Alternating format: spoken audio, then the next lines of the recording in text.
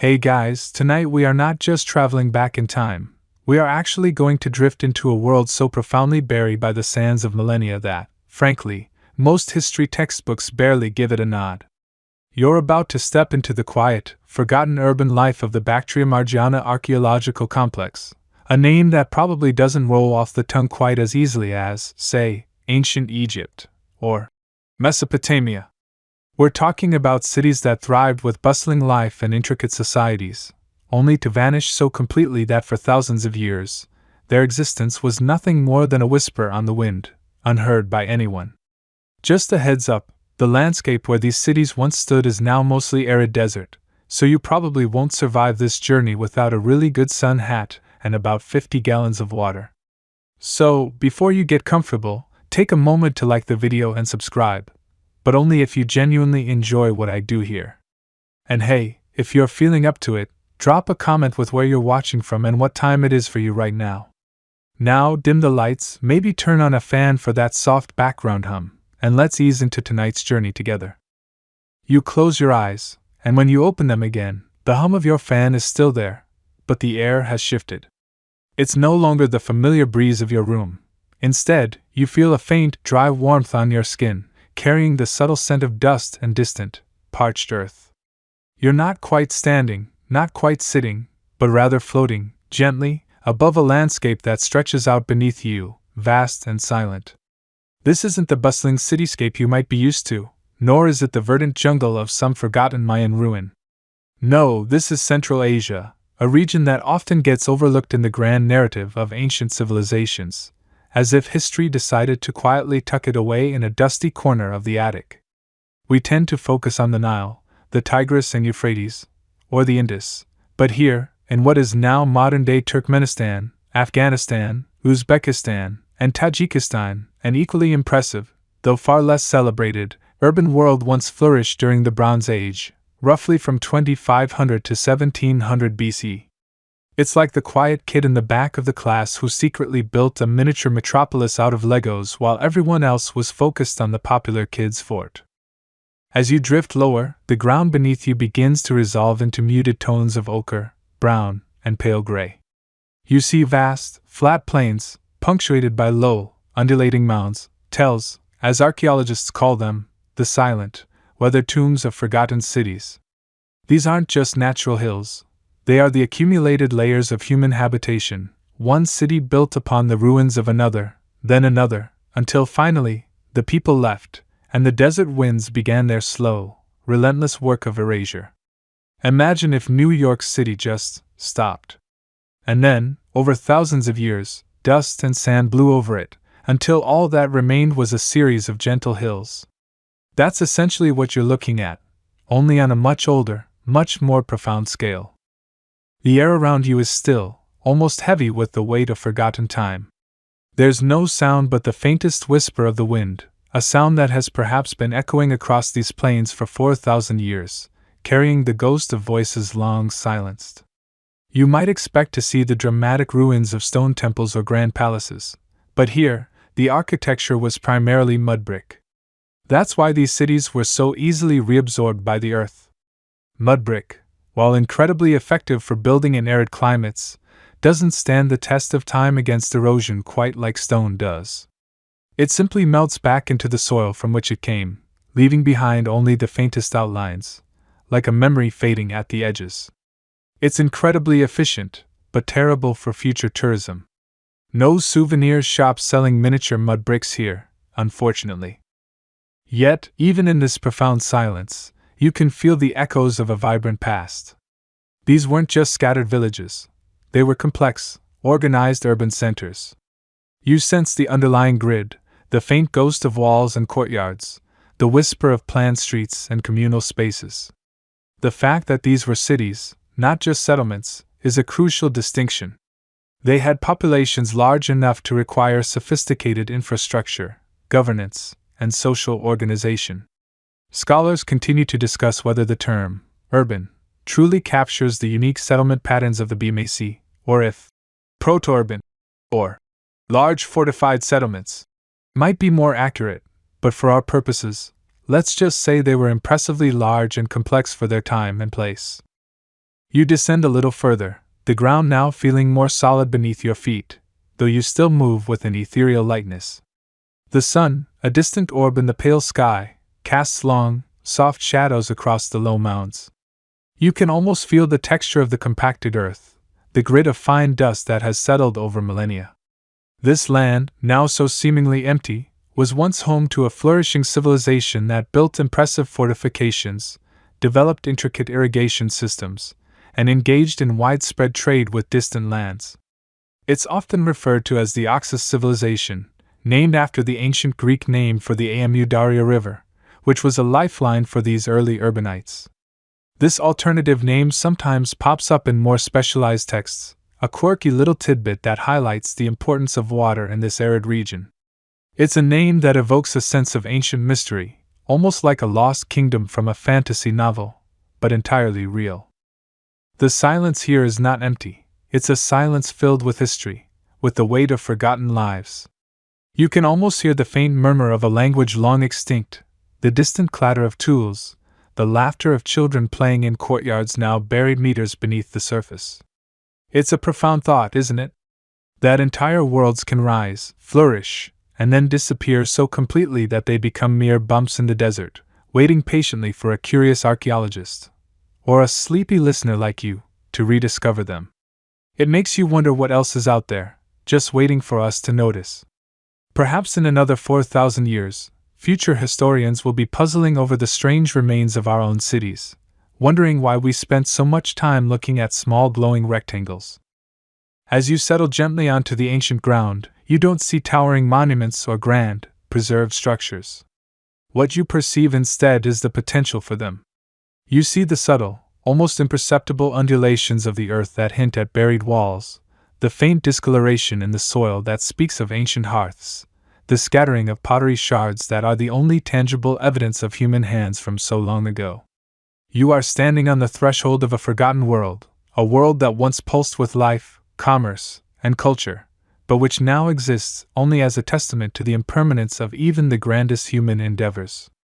It's a humbling experience, really. No tour guides, no selfie spots, just you and the vast, quiet expanse of history. This is the place where the Bactria-Margiana Archaeological Complex, or BMAC, once thrived, and it is from this quiet, unassuming ground that we will begin to unearth its story, piece by careful piece.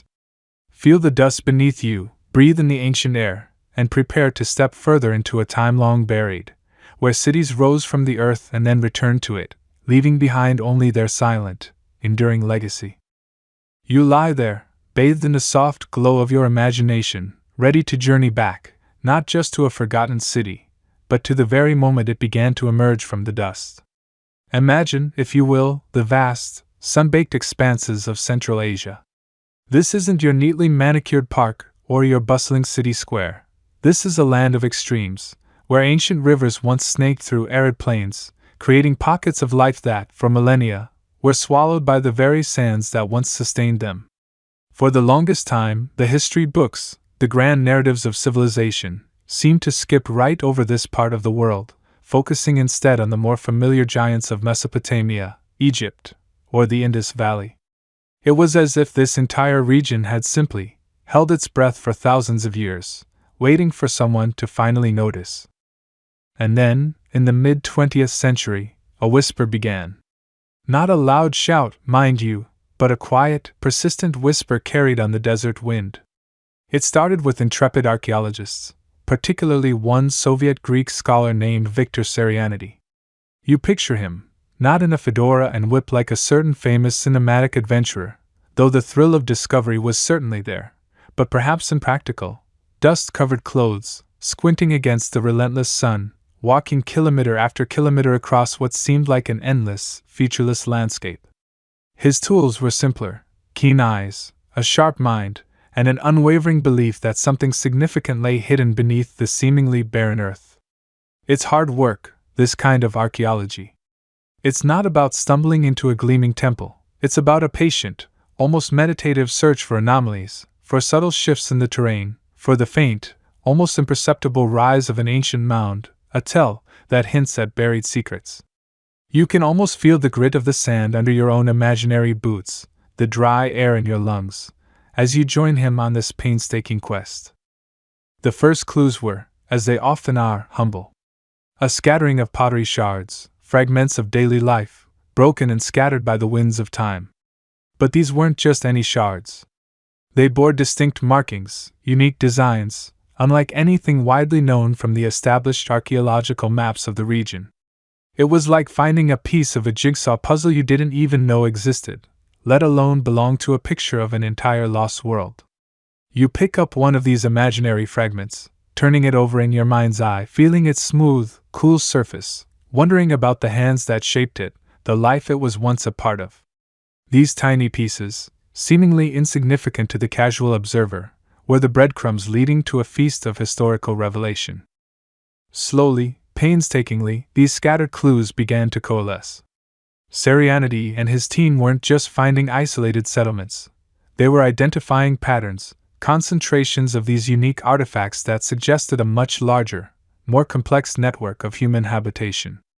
The whispers grew louder, transforming into a murmur of excitement. Could it be? Could there truly be an entire Bronze Age civilization, thriving in this land, completely overlooked by modern scholarship? It was a bit like discovering that your quiet neighbor, who always seemed to just putter around their garden, was secretly a world-famous opera singer. The sheer scale of the potential discovery was almost unbelievable. The real breakthrough came as they began to focus on specific mounds, those subtle rises in the landscape. You imagine the first shovel breaking ground, not with a dramatic flourish, but with the quiet, rhythmic scrape of metal on earth. Dust billows. The sun beats down. Hours turn into days, days into weeks. And then, slowly, tantalizingly, the first outlines began to appear. Not gold or jewels, not immediately, but something far more profound, the sturdy, sun-dried brick walls of ancient buildings. You traced their ghostly outlines in your mind, feeling the weight of the earth that had kept them hidden for millennia. These weren't just simple huts. These were clearly parts of organized structures, hinting at architectural planning and communal effort. As more and more earth was carefully removed, the picture became clearer. What emerged from beneath the sand was not just a village, nor even a town, but the unmistakable footprint of sophisticated urban centers. Grand courtyards, residential quarters, workshops, and even monumental buildings began to reveal themselves, layer by dusty layer. It was a painstaking process, often frustrating, like trying to assemble a three-dimensional puzzle where most of the pieces are missing, and the ones you have are covered in dirt. Archaeologists spend years, often decades, on a single site, meticulously documenting every tiny find, every wall fragment, every buried hearth. It's a testament to human patience, really. You might find yourself wondering, if you were an archaeologist, how you'd handle the sheer amount of dust. I mean, you'd probably need a dedicated dust showering station, right? Or maybe just accept that you'll be 50% ancient soil by the end of the day. One of the most exciting aspects of this unfolding discovery was the realization that this wasn't just a collection of isolated settlements. This was an interconnected cultural phenomenon, a distinct civilization.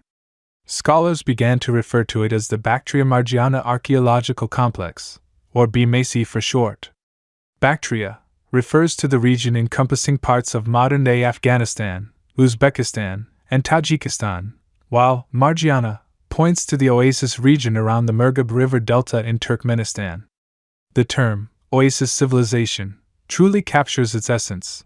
These were vibrant urban centers, flourishing in a challenging, arid environment, sustained by ingenious irrigation systems that brought life-giving water to the desert. It was a remarkable feat of human ingenuity, transforming seemingly inhospitable land into a cradle of culture and commerce. The discovery of the BMAC was significant because it filled a major gap in our understanding of the Bronze Age world. While we had long known about the great civilizations of the Near East and the Indian subcontinent, the vast expanse between them was often seen as a kind of historical blank slate. The BMAC, however, revealed a sophisticated urban society that was not only contemporary with these giants, flourishing from approximately 2300 to 1700 BCE, a mainstream historical fact, but also deeply connected to them through extensive trade networks. It completely reshaped the map of ancient interactions, showing that the Bronze Age world was far more interconnected than previously imagined. One of the quirky tidbits from these early days of discovery involved some of the unique artifacts that began to surface. Among the first truly eye-catching finds were elaborate personal ornaments, intricate seals with complex iconography, and distinctive cult objects, often made of stone, bronze, or even precious metals. These weren't just utilitarian items. They spoke of a rich symbolic world, of beliefs and aesthetics that were entirely unique to this new civilization. Imagine the bewildered excitement of finding a strange, finely carved amulet unlike anything you'd ever seen before. It's like finding a unicorn in your archaeological dig. You'd probably double-check your coffee intake that morning, just to be sure. As the excavations continued, the scale of these hidden cities became apparent. Sites like Gonur Depe, which we'll delve into more deeply later, revealed monumental architecture, fortified walls, and clear evidence of a highly organized society. The tantalizing clues had blossomed into undeniable proof of a magnificent, previously unknown urban culture. Yet, even with all these discoveries, some fundamental questions persist. Historians still argue whether the BMAC should be considered a civilization on par with Mesopotamia or Egypt, or if it's more accurately described as a complex cultural interaction sphere, given its distinct characteristics and perhaps less centralized political structure. It's a nuanced debate, but one that highlights the ongoing process of understanding these ancient peoples. You can almost feel the collective intake of breath from the archaeological community as the full picture began to emerge. This wasn't just a few scattered settlements. This was a sprawling network of fortified towns and cities, complete with advanced metallurgy, intricate pottery, and a complex social hierarchy.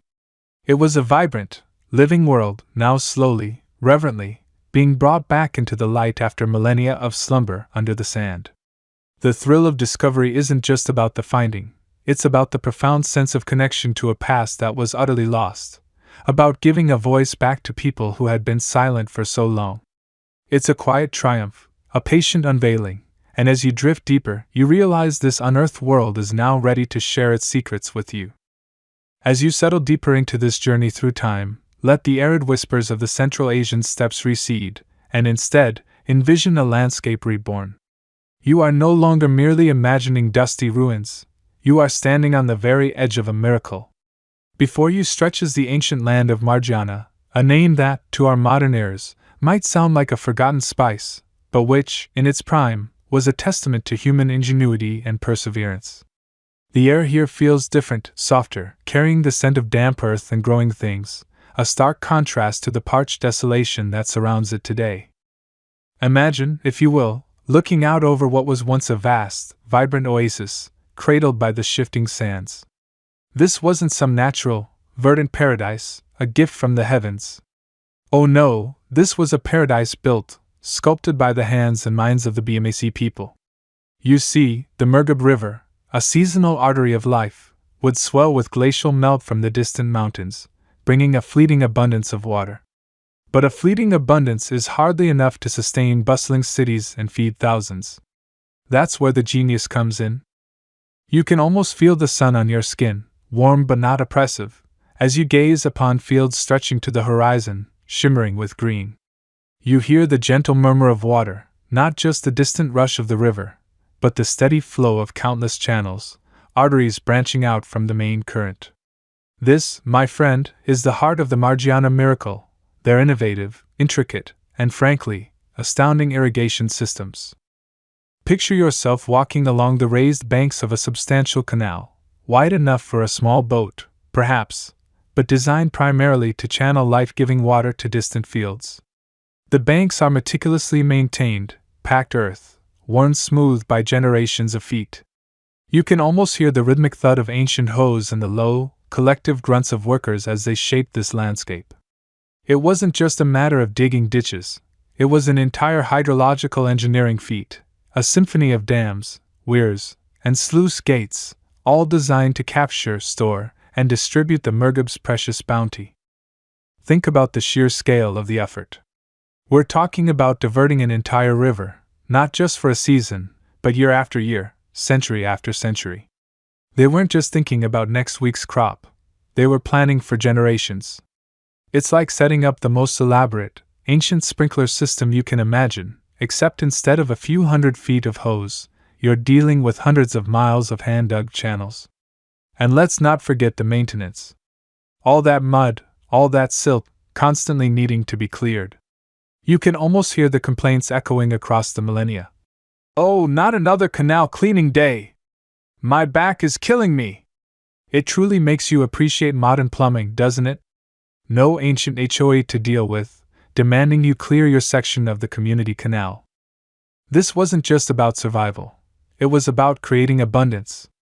These complex systems allowed them to transform a semi-arid floodplain into a breadbasket. You see fields of wheat and barley swaying in the gentle breeze, their golden heads heavy with grain. Date palms, their fronds rustling softly, offer shade and sweet fruit. You might even spot small groves of fruit trees, their blossoms perfuming the air in spring. It's a testament to how profoundly human ingenuity can reshape the natural world, turning a challenging environment into a thriving hub of civilization. One mainstream historical fact that underscores their brilliance is that the Murghab River itself, in its natural state, is an inland delta, meaning it fans out and often loses much of its water to evaporation and absorption before reaching the distant desert. The BMAC people, however, through their sophisticated network of canals, managed to guide and preserve this water, extending its reach far beyond its natural limits. They effectively tamed a wild, unpredictable river, bending it to their will. This wasn't just about digging a few trenches. It was about understanding the river's hydrology, predicting its flows, and building infrastructure to manage its immense power. Imagine the foresight, the communal effort, the leadership required to orchestrate such monumental projects. It speaks volumes about their societal organization and their collective vision. Historians still debate the precise origins of these sophisticated irrigation methods, wondering if they were entirely an indigenous development, born from necessity and observation, or if they'd borrowed and adapted techniques from other early agricultural societies further west, perhaps Mesopotamia, where water management was also paramount. The truth, as always, is likely a blend of both, a cross-pollination of ideas combined with unique local adaptations. As you wander further, you notice smaller feeder channels, delivering water directly to individual plots. You see farmers, perhaps a family, tending to their crops, the rich, dark soil clinging to their hands. The air is alive with the hum of insects, the distant bleating of sheep, and the gentle gurgle of water, the constant soundtrack of life in fertile Margiana. This wasn't just a place to live, it was a living, breathing agricultural engine, powering the urban centers we'll explore later. And here's a quirky tidbit for you. Evidence suggests that beyond just staple grains, the BMAC people were cultivating a diverse range of crops, including grapes. Imagine ancient vineyards flourishing in what is now a largely desolate region. It paints a picture not just of sustenance, but of something more, perhaps even a bit of ancient luxury, a testament to the richness their irrigation systems afforded them. You can almost taste the sweet, sun-ripened grapes, or perhaps even a very early, very rustic wine. Though, knowing ancient fermentation methods, it might have been more of a drink at your own risk situation. Probably best to stick to water, even if it was river water. The very existence of these grand cities, like Gonur Depe, which we'll visit soon, was entirely predicated on this mastery of water. Without the intricate web of canals, without the ability to turn a challenging landscape into a verdant oasis, these urban centers simply could not have existed. They were, quite literally, built on water. It wasn't just about transforming the land, it was about transforming their very way of life, allowing for population growth, specialization of labor, and the development of complex social structures. So, as you stand here, feeling the imagined breeze carry the scent of fertile earth, remember that this lushness, this cradle of civilization, was not a natural gift. It was a hard-won victory, a testament to the ingenuity, persistence, and collaborative spirit of a people who, thousands of years ago, looked at a harsh landscape and saw not desolation, but potential. They didn't just survive, they thrived, creating a green heart in a land of sand, a silent testament to their enduring legacy.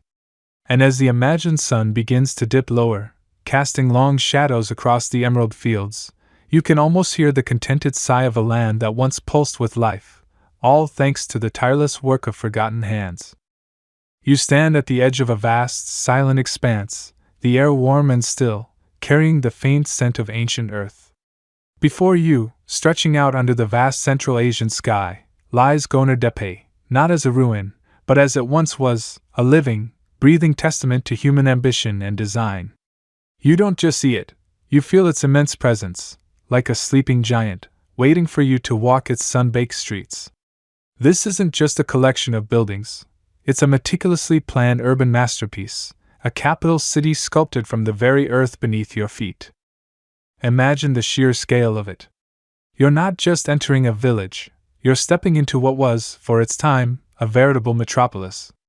We're talking about an urban center that sprawled across many hectares, a hub of activity and power in the Bronze Age. If you've ever tried to map out a new kitchen layout, you know how hard planning can be. Now, imagine doing that for an entire city, without CAD software, just a lot of strong backs and an incredible sense of foresight. It makes your weekend DIY project seem a little less daunting, doesn't it? As you step through what would have been one of its grand gates, you immediately notice the order. This isn't some haphazard collection of dwellings that just grew organically like a particularly stubborn patch of weeds. Oh no, Gonur Depe was built with intention. You can almost trace the lines of the city planner's mind, if such a role existed then. It's laid out with a clear, almost geometric precision. You see the massive walls, not just single barriers, but often double or even triple defensive rings, their sturdy mud brick forms rising high, offering protection from both the elements and less friendly neighbors. These weren't just fences, they were formidable fortifications, a clear statement of the city's importance and the wealth it contained. The heart of Gonur Depe, the reason it often earns the title of capital, is its central monumental complex. As you approach, you can't help but be awestruck. Picture a vast, fortified citadel, a kind of inner sanctum, enclosed by its own set of imposing walls. Within these walls, you find what archaeologists have identified as a palace, temples, and various administrative buildings. These structures aren't just large, they are enormous, dwarfing the surrounding residential areas. The palace, in particular, would have been a sprawling labyrinth of courtyards, halls, and chambers, designed not just for living but for ruling, for impressing, for projecting power. It's a bit like walking into a massive, ancient version of a government complex mixed with a very fancy mansion, only everything is made of baked mud. And somehow it works. Consider the sheer effort involved in its construction. Every single wall, every single building, was painstakingly crafted from mud brick. You picture the process, collecting the rich, alluvial soil from the nearby rivers, mixing it with water and often straw for binding, pressing it into wooden molds, and then leaving the bricks to bake hard under the relentless Central Asian sun. Day after day, year after year, countless hands would have been involved in this monumental task. It's a mainstream historical fact that mud brick was the predominant building material across much of the ancient Near East and Central Asia due to its availability and thermal properties, keeping interiors cool in summer and warm in winter. But Gonur Depe takes it to another level. We're talking millions, perhaps tens of millions of bricks. It makes you wonder if they had a dedicated brick-making district, or if everyone just chipped in, like a Bronze Age community service project. All right, everyone, grab your molds, it's Brick-Making Tuesday! The planning extends beyond just the monumental core. As you move outwards, you notice distinct residential quarters, areas for craft production, and even what appear to be large storage facilities. The streets, though not paved in the modern sense, would have been carefully laid out, providing access to different parts of the city. You can imagine the flow of daily life, the pathways worn smooth by generations of footsteps. There's a sense of order, a logic to the layout that speaks volumes about the level of societal organization. This wasn't just a place where people lived, it was a highly functional machine designed to support a complex society. One quirky tidbit about Gonur Depe's design is the discovery of what appear to be sophisticated water management systems within the city itself. Beyond the grand irrigation canals feeding the fields outside, archaeologists have found evidence of channels and reservoirs designed to bring water into the urban core, not just for drinking but possibly for ritualistic purposes or even for cooling certain buildings. Imagine a Bronze Age air conditioning system, powered by gravity and ingenuity. It really makes you rethink your smart home setup, doesn't it? They were doing smart city planning before smart was even a concept. The sheer ingenuity required to not only envision such a city but to actually construct it, piece by sun-dried brick, is truly remarkable. These were not simple structures. Many of the walls and foundations were incredibly thick, designed to bear immense weight and stand for centuries. You can almost hear the rhythmic thud of mallets compacting the earth for foundations, the shouts of workers coordinating the placement of heavy timbers for roofs, the constant murmur of activity that would have filled the air during its construction phases. Historians still argue whether the monumental core of Gonur Depe was built in a single grand phase or if it evolved over time, with additions and modifications. Some theories suggest a rapid, almost instantaneous construction spurred by a powerful central authority, while others propose a more gradual development, reflecting changing needs and rulers. Whichever the case, the end result is undeniably impressive, a testament to a society capable of marshalling vast resources and labor for a common, ambitious goal. As you wander through the imagined streets, past the sturdy, windowless outer walls of homes, you get a sense of the immense human effort embedded in every corner of this city. It's a quiet grandiosity, built not with towering stone monuments but with the humble earth, shaped by hands and hardened by the sun. Gonur Depe stands as a silent monument to the power of collective vision, a meticulously planned urban center that thrived in a land now largely forgotten, a true jewel of the Bronze Age. The echoes of its construction, the whispers of its planning, are still palpable in the air, even after millennia. You feel a shift, a gentle nudge from the realm of dreams, and slowly, your awareness begins to filter back into the quiet, cool embrace of a mud brick room. It's not the harsh jolt of a modern alarm clock, thank goodness, because who needs that kind of drama before coffee, or in this case, a sip of cool well water? Instead, it's the subtle whisper of the pre-dawn in ancient Bactria, a world waking up around you without the digital fanfare.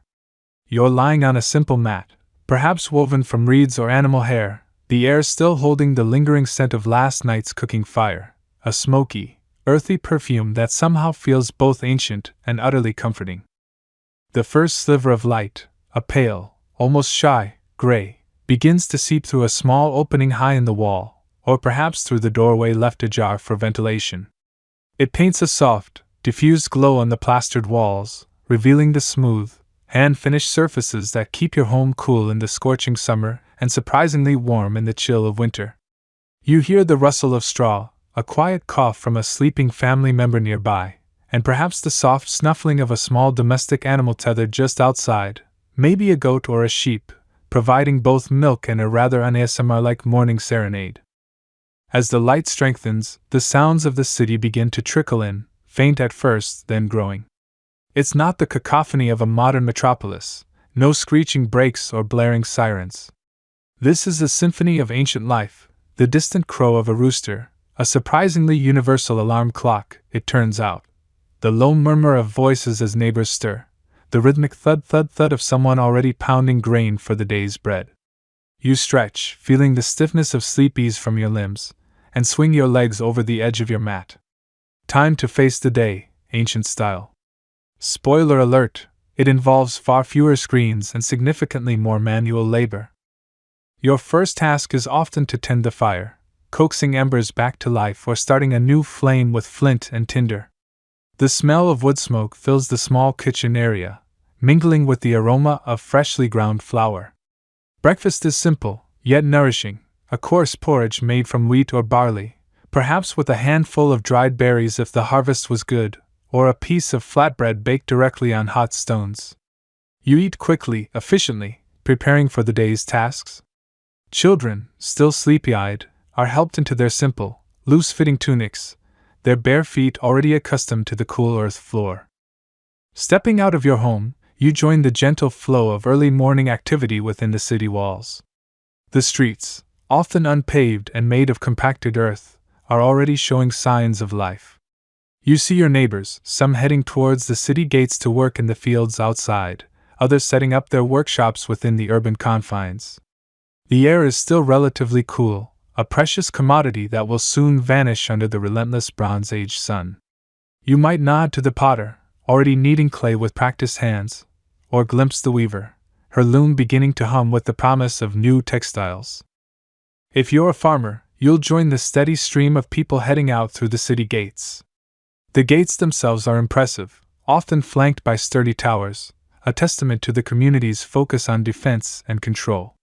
As you walk, you pass by the grand communal buildings, perhaps a central temple, its walls decorated with geometric patterns, or a large granary, testament to the community's foresight and collective effort.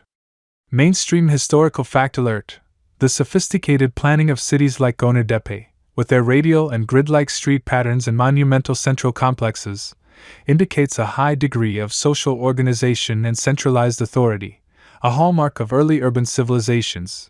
You might wonder, as archaeologists still debate the precise nature of political authority within Gonur Depe and other BMAC centers, whether it was a strict hierarchy, or a more communal leadership that dictated such grand designs. Either way, someone was definitely in charge of the ancient city planning committee, and they clearly took their job very seriously. Once outside the city walls, the landscape transforms. What might have once been arid steppe is now a patchwork of green fields, fed by an intricate network of irrigation canals. You see workers already bent over, tending to crops of wheat, barley, and various legumes. The air here is different, filled with the scent of damp earth, growing plants, and the distant bleating of sheep. You might spend your day mending a canal, carefully diverting water to a thirsty field, or perhaps harvesting ripe grain under the watchful eye of an overseer. It's hard, physical labor, but there's a quiet satisfaction in contributing to the community's survival. No gym memberships needed here, folks. Every day is leg day, arm day, and back day. If your work keeps you within the city, your day might be filled with the rhythmic clang of a coppersmith's hammer, shaping bronze tools and ornaments, or the focused concentration of a stone carver, meticulously etching intricate designs onto seals or small figurines. Women often worked alongside men, especially in crafts like weaving or pottery, and children, once old enough, would begin to learn trades, becoming apprentices to their parents or other skilled artisans. You might see a group of children playing in a dusty courtyard, perhaps rolling clay balls or chasing each other with sticks, their laughter echoing off the mud brick walls, a reminder that even in the Bronze Age, kids were pretty much just kids. Midday brings the oppressive heat. The sun beats down, turning the unshaded streets into shimmering mirages. Activity slows. People seek the shade of awnings or retreat into the cool interiors of their homes. Lunch is often a simple affair, a piece of flatbread, maybe some dried fruit or cheese, washed down with water from a communal well. It's a time for a brief respite, a moment to recharge before the afternoon's tasks. You might grab a quick nap, or simply sit quietly, listening to the buzzing of insects and the distant drone of the market, which, even in the midday lull, never fully goes silent. As the sun begins its slow descent in the afternoon sky, the city reawakens. Farmers return from the fields, their faces caked with dust, their bodies weary but satisfied. The market, which has been a low hum all day, now pulses with renewed energy. You might stop by to trade a surplus of your family's grain for a beautifully crafted ceramic pot, or perhaps some exotic lapis lazuli beads brought from distant lands. * quirky tidbit alert: archaeologists have found tiny, intricately carved stone weights in animal shapes, like ducks or frogs, in BMAC sites. These weren't just cute trinkets. They were likely used for precise measurements in trade, suggesting a highly organized economic system even for everyday transactions. Imagine trying to explain that to your modern-day digital scale. Yes, this is precisely 3.7 duck units of barley, thank you very much. As evening approaches, the air cools again, bringing relief. The aroma of cooking fires fills the air, a delightful mix of roasting grains, perhaps a stew simmering with wild herbs, and the distinctive smell of animal fat. Families gather in their courtyards or around the hearths in their homes. The evening meal is the most important of the day, a time for stories, for sharing the day's events, for teaching children the old tales and the practical lessons of life. You might hear the low hum of a lullaby as a mother rocks her child, or the boisterous laughter of men sharing a simple beer made from fermented grain. The stars begin to prick through the deepening twilight, a brilliant, unpolluted display that would awe any modern city dweller. Torches and oil lamps cast flickering shadows on the walls, creating a dance of light and darkness. The city's sounds gradually soften, the last cries of vendors in the market, the distant barking of a dog, the murmur of a final conversation. You prepare for sleep, perhaps sharing a last quiet moment with your family, reflecting on the day's work and the simple rhythms of life in this ancient, forgotten city. As you lie down on your mat, the silence of the night settles over Gonur Depe, broken only by the gentle whispers of the wind and the soft breathing of those around you, carrying you into the deep, restorative sleep that only a day of honest labor can bring.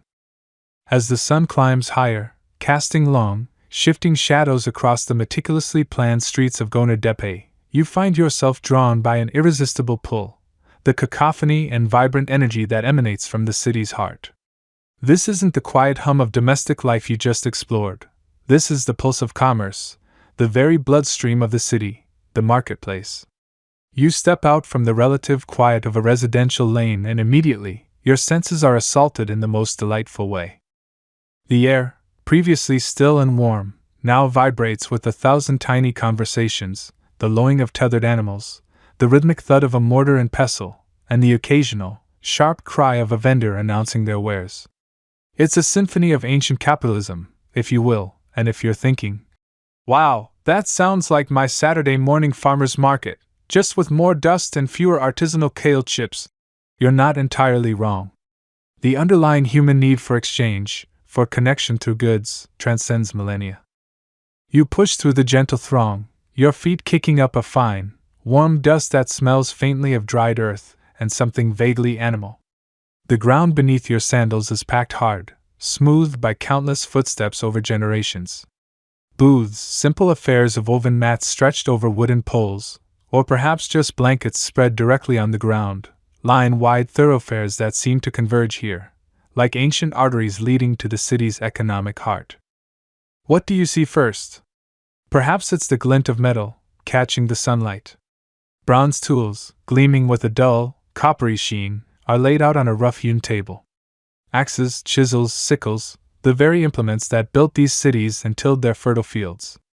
A vendor, his face weathered by sun and wind, gestures animatedly, extolling the virtues of his latest batch, perhaps comparing its sharpness to the dull blade you've been using for, well, whatever ancient tasks you've been doing.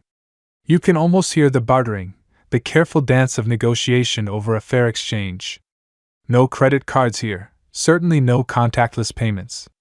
It's all about the tangible, a measure of grain for a new axe head, or perhaps a few intricately carved beads for a particularly fine bronze dagger. Then your eyes drift to the colors. Oh, the colors! Piles of vibrant textiles, dyed with pigments derived from plants and minerals, spill from baskets. Deep reds, earthy browns, blues that mimic the clear desert sky. These aren't just practical coverings. They are expressions of artistry, perhaps even status. You might see a woman carefully inspecting a length of wool, feeling its texture between her fingers, her brow furrowed in concentration. She's not just buying cloth, she's investing in warmth, in comfort, in the image she presents to her community. The smells are next, a rich tapestry that tells its own story. The earthy scent of freshly baked flatbread, still warm from a nearby oven, makes your stomach rumble just a little. Alongside it, the pungent aroma of dried fish, brought in from the nearby rivers, mingles with the sweeter notes of dried fruits, dates, figs, apricots, piled high like ancient, natural candies. And then there are the spices, exotic and intoxicating. Small, rough clay pots hold precious pinches of cumin, coriander, and perhaps even a hint of something more rare, brought from distant lands. You lean in, inhaling deeply. It's an olfactory journey across the ancient world. But it's not just food and tools. Look closer. Here, on a clean, woven mat, are small, exquisite objects. Lapis lazuli, that deep, celestial blue stone, probably imported all the way from Afghanistan, is carved into beads, pendants, and small, intricate seals. This isn't just a pretty rock, it's a symbol of immense wealth and extensive trade. Indeed, the consistent presence of lapis lazuli in BMAC sites is a mainstream historical fact, illustrating the vast networks these people were plugged into. You also spot gleaming carnelian, a fiery red stone, and perhaps even a few pieces of turquoise, each one a testament to the far-reaching connections of these forgotten cities. These aren't just local artisans selling their wares. This marketplace is a hub for international exchange. Imagine the ancient equivalent of Amazon Prime, just, slower and with more camels. Goods flow in and out of Gonur Depe and other BMAC cities like veins and arteries. From the distant Indus Valley, you might find etched carnelian beads or even fragments of pottery, their distinctive designs a whisper of a civilization thousands of miles away. From Mesopotamia, cylindrical seals or even specific types of copper ingots might arrive, carried by merchants who had traversed vast, challenging landscapes. And what did the BMAC people offer in return? Their agricultural surplus, certainly. Fine textiles, perhaps. But also, as archaeologists have discovered, they were skilled metalworkers. Their bronze artifacts were highly prized, and their unique ceramic styles, often featuring elaborate geometric patterns or stylized animal motifs, would have been sought after. You can almost picture a merchant from Elam, hundreds of miles to the west, haggling over a particularly fine bronze axe, knowing its quality would fetch a good price back home. Too much, he might declare, throwing his hands up in mock despair. My grandmother could make a better deal blindfolded. A universal language of commerce, it seems. One of the more quirky or fringe tidbits about these marketplaces, gleaned from archaeological finds, is the prevalence of specific types of small, intricately carved stone weights. These weren't just for weighing goods. Some theories suggest they might have been used in a rudimentary system of currency or, at the very least, as standardized units for trade, indicating a sophisticated understanding of economics beyond simple bartering. It's a small detail, but it speaks volumes about the level of organization in these Bronze Age cities. As you wander further, you notice the distinct areas of the market. Here, the potters display their wares, sturdy storage jars, elegant drinking vessels, and large amphorae for transporting liquids. There, near the city gate, are the livestock sellers, their pens filled with sheep, goats, and perhaps a few donkeys, their braying adding to the general din. You might even spot a camel, recently arrived from a long journey, patiently chewing its cud, its owner already deep in conversation with a local merchant, discussing the price of the exotic goods it carried. The very layout of the marketplace, its proximity to the city gates and major thoroughfares, speaks to its strategic importance. It wasn't just a place to shop, it was a nexus of information, a melting pot of cultures. News from distant lands would arrive here first, carried by merchants and travelers. Stories of new discoveries, political intrigues, or even just the latest gossip would ripple through the stalls, passed from seller to buyer. It was the ancient world's internet, its news channel, and its social media all rolled into one bustling, dusty hub. Historians still argue whether these marketplaces operated solely on a system of pure barter or if some form of proto-currency, perhaps standardized weights of certain metals or commodities, facilitated transactions. The truth is likely somewhere in between, a flexible system adapting to the needs of the moment and the value of the goods.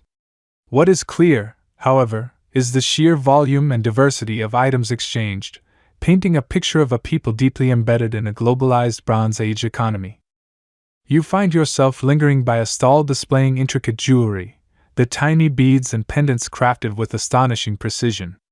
It's a reminder that even in a world so long ago, beauty and personal adornment held significant value. Perhaps you pick up a small, polished stone, feeling its smooth coolness in your palm.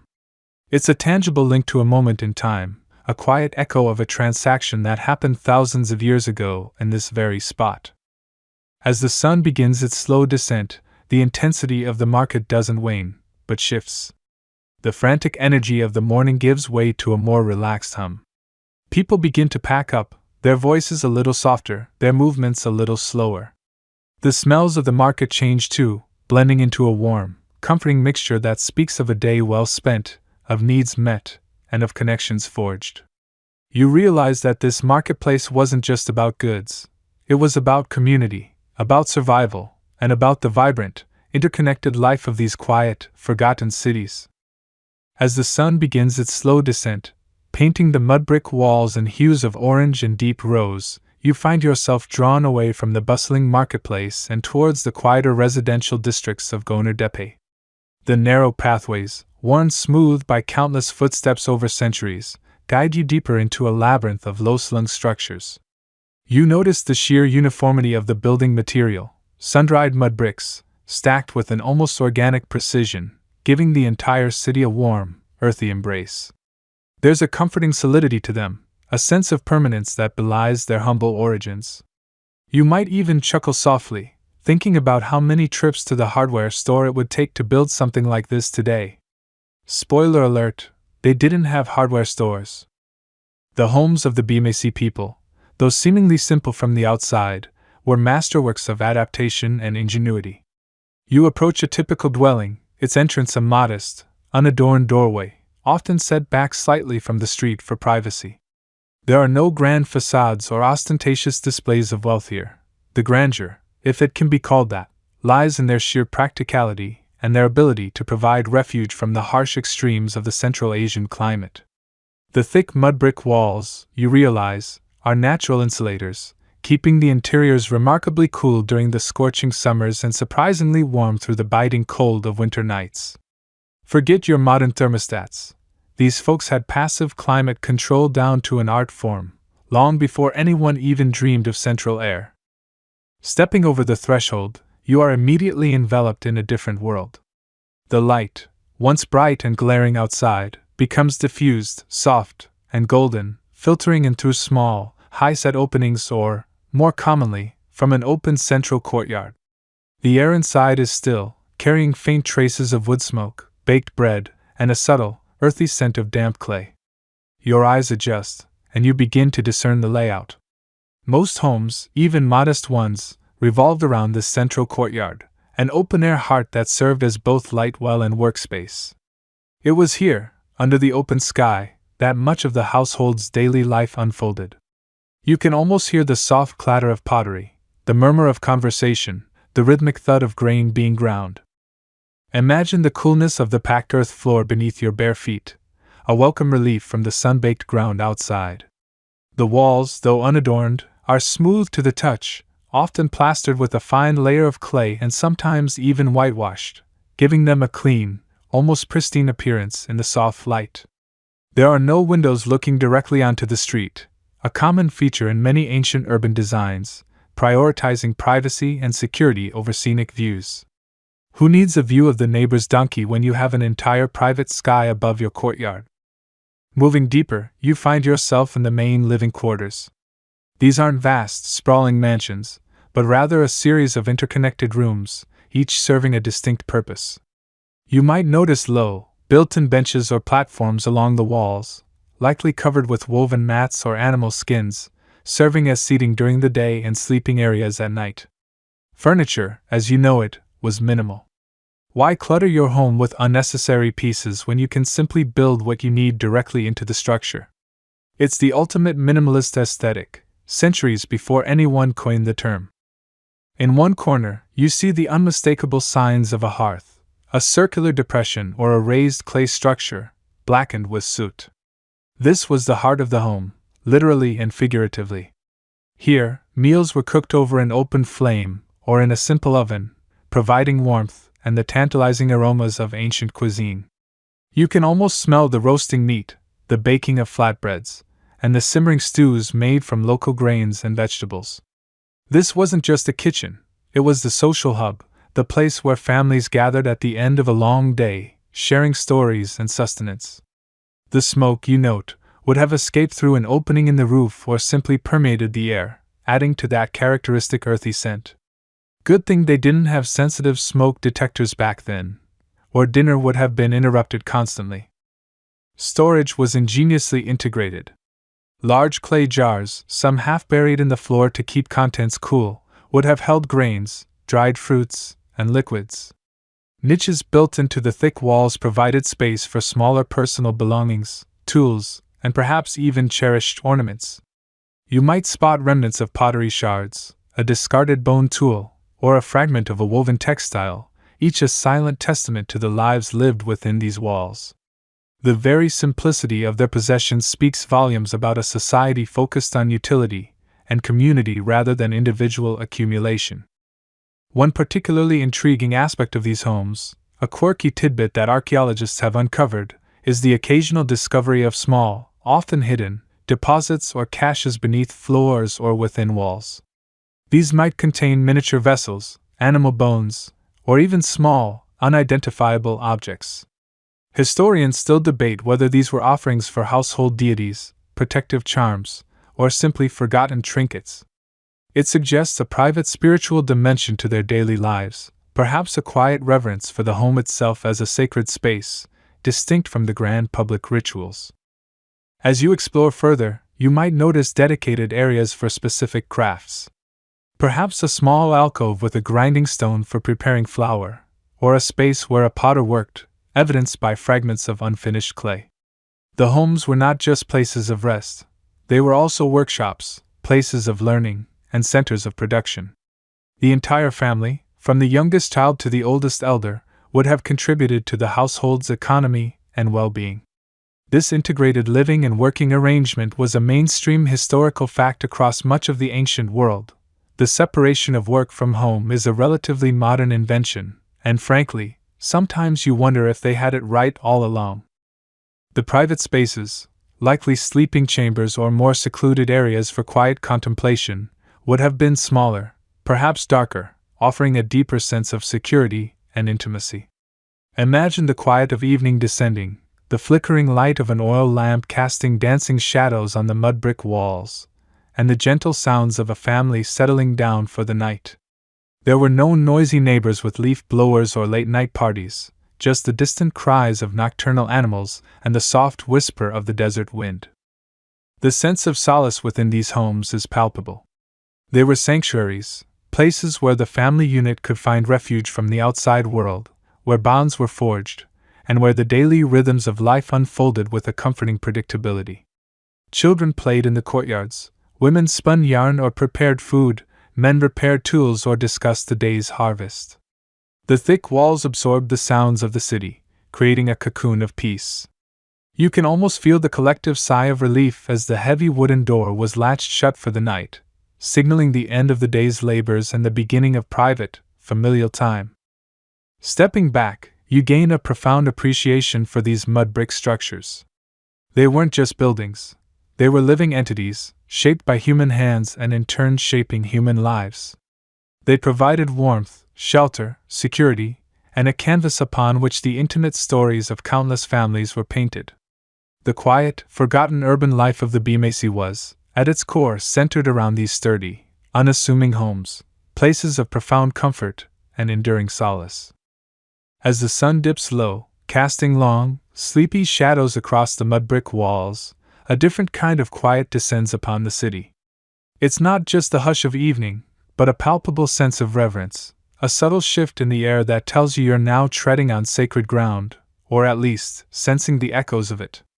You've seen their bustling markets, their cozy homes, but now you drift deeper, past the mundane, into the very spiritual heart of the Bactria-Margiana Archaeological Complex. You begin to understand that for the BMAC people, life wasn't just about survival and trade. It was deeply interwoven with the unseen, with spirits, and with an understanding of the cosmos that shaped their every action, even if we're still fumbling in the dark trying to fully grasp it. Imagine standing in a central courtyard, perhaps at Gonur Depe, where archaeologists have unearthed structures that simply hum with ritualistic purpose.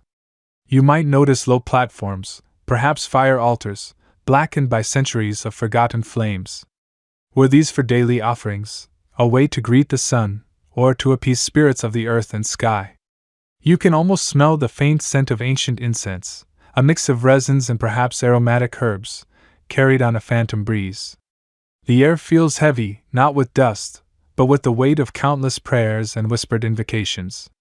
You might envision priests or priestesses, cloaked in simple linen, moving with practiced grace, their voices a low chant that reverberates through the quiet evening. It's not quite a booming cathedral, more like a hushed, intimate gathering, a communal dialogue with the divine. The rituals weren't always solemn, though. Perhaps there were moments of joyous celebration, too, tied to the harvest or the changing seasons. Imagine the rhythmic beat of drums, the reedy sound of pipes, as the community gathers. You might see people dancing, their movements perhaps mimicking the flow of the rivers or the growth of the crops, a physical manifestation of their gratitude and hopes. It's a far cry from your average Tuesday night Netflix binge, isn't it? These people lived their beliefs, breathed them in, and incorporated them into the very fabric of their daily existence. We tend to compartmentalize our lives now, but for them, spirituality was as essential as water. Now let's talk about something a little more permanent: the dead. Because if you want to understand what people truly believe about the cosmos, you look at how they treat their departed. And the BMAC people had some truly fascinating ideas about the journey beyond. Their burial practices were, to put it mildly, elaborate and quite unique. Forget your neat rows of tombstones. This was a whole different ballgame. Many of the most striking discoveries come from vast cemeteries, like the one surrounding Gonur Depe, which served as the final resting place for thousands over centuries. As you mentally walk through these ancient necropolises, you notice a particular consistency.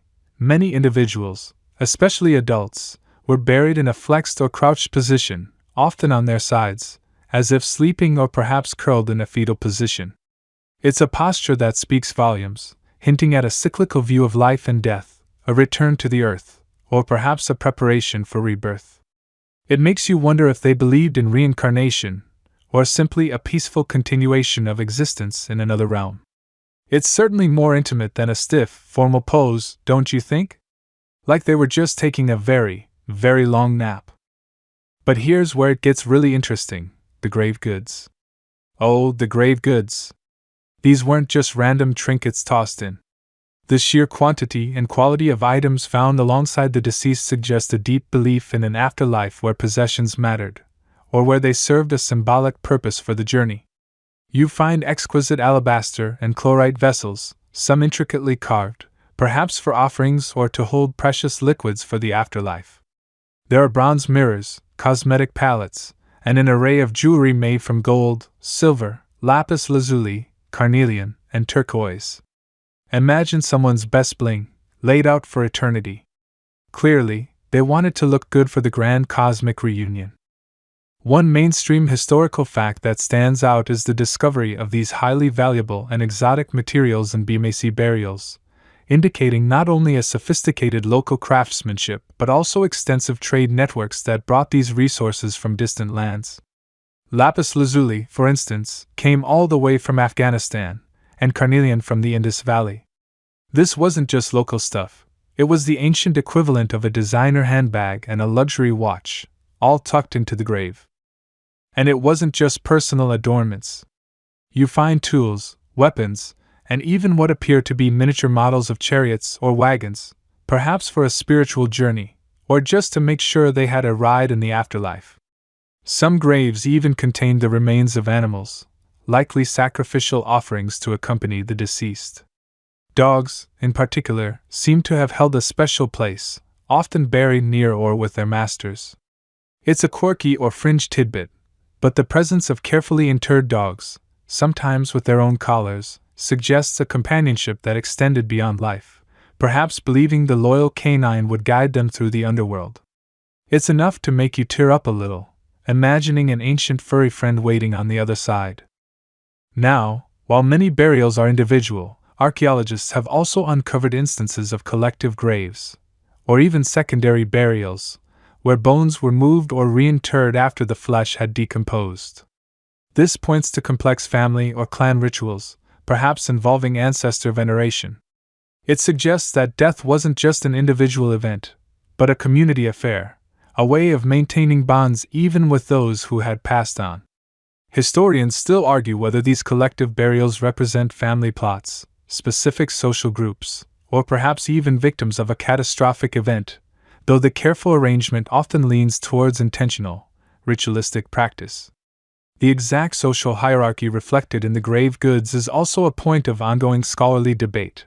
While some burials are clearly richer than others, there isn't a definitive, royal, cemetery in the same way you find in ancient Egypt, making their social structure a bit more elusive to pin down from burial evidence alone.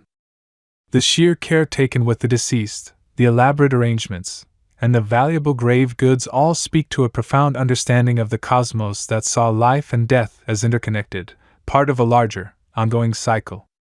They weren't just burying bodies. They were preparing souls for a journey, ensuring their comfort and status in the next realm. You get the sense that death wasn't feared as an end, but revered as a transformation, a passage. So, as you slowly withdraw from these ancient sacred spaces, leaving the whispers of rituals and the silent testimony of the graves behind, you carry with you a deeper appreciation for the spiritual depth of the BMAC people. They looked up at the same stars, felt the same earth beneath their feet, but they saw a world infused with meaning, with spirits, and with a cosmic dance that guided their every step, even into eternity. And now, perhaps, you can close your eyes and feel a little of that ancient peace, knowing that even in their forgotten cities, their spirits soared. As you settle deeper into the quiet hum of this forgotten world, you begin to discern the intricate threads that wove together the daily lives of the BMAC people.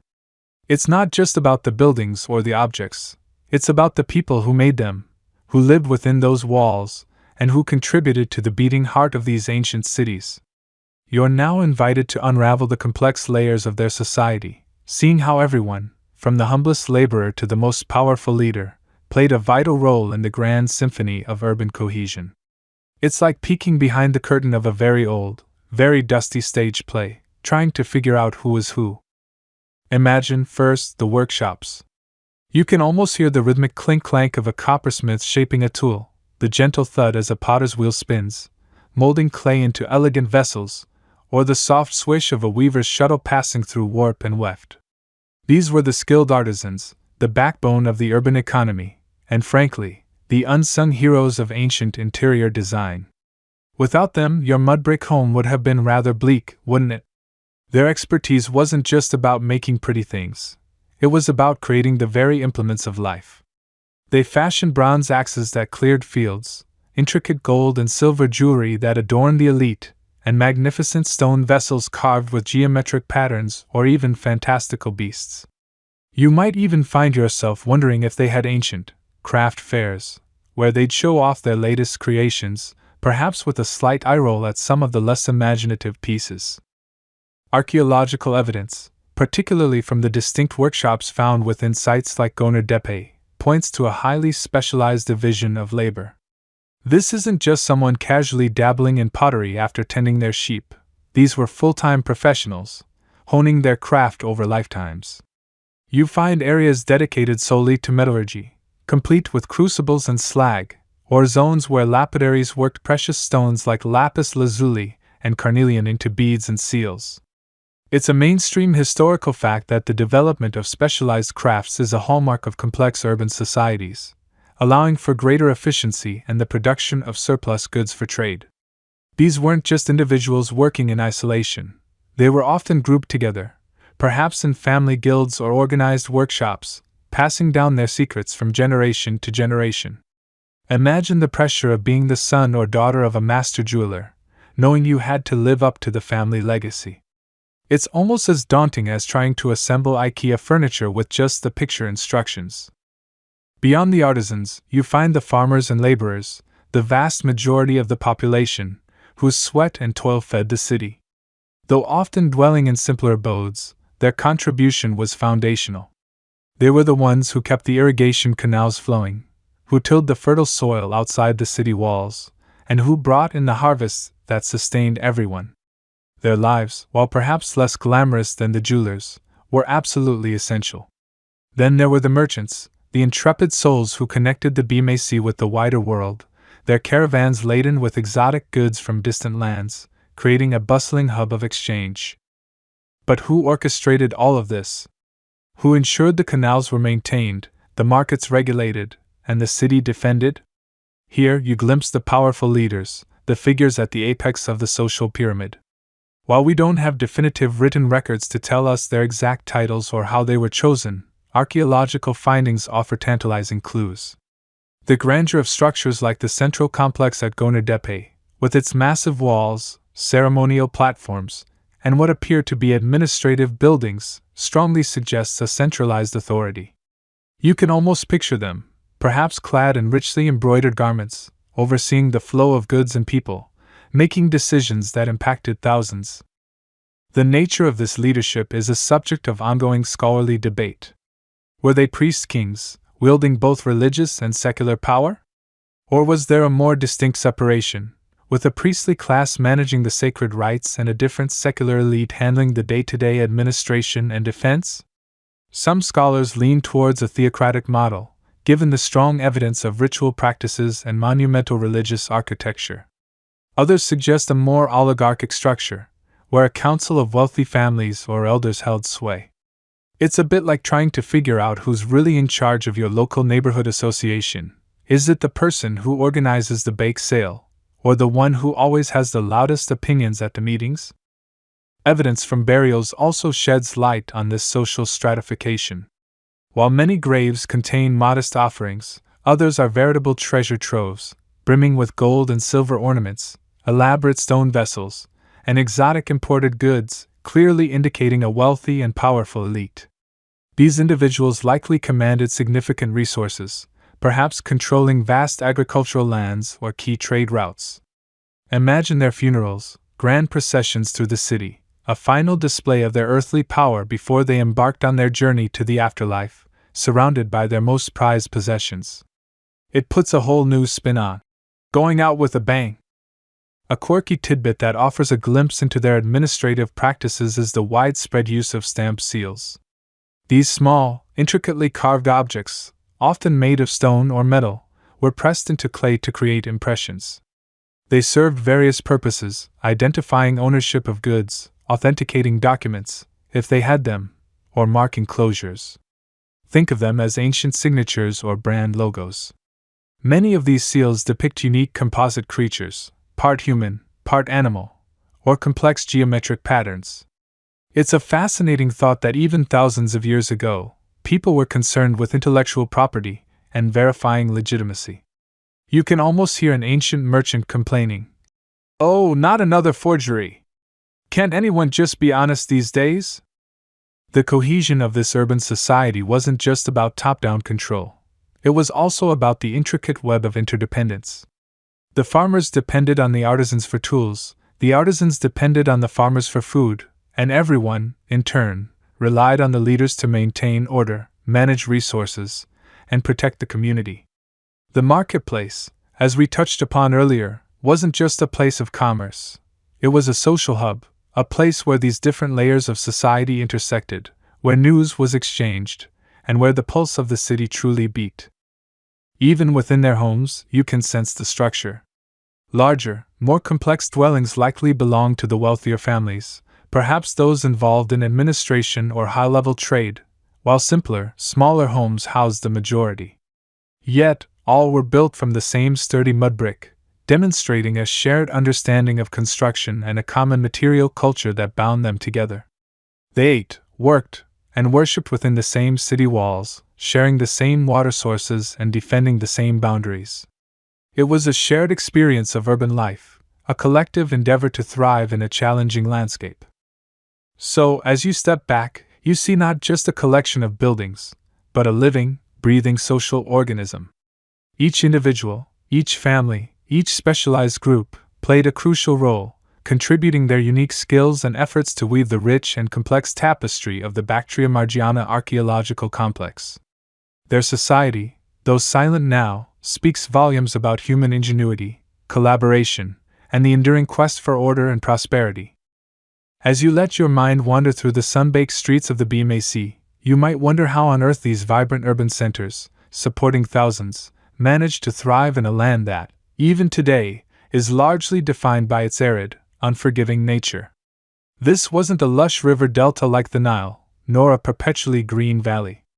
No, this was a place where the sun beat down with relentless intensity, and water was, and remains, a precious, fickle commodity. Yet they didn't just survive, they flourished, demonstrating an agricultural prowess that would make many modern farmers scratch their heads in admiration, probably while muttering about their own irrigation bills. You see, the people of the BMAC were not just city builders. They were masterful hydrologists, engineers, and farmers, all rolled into one incredibly resourceful package.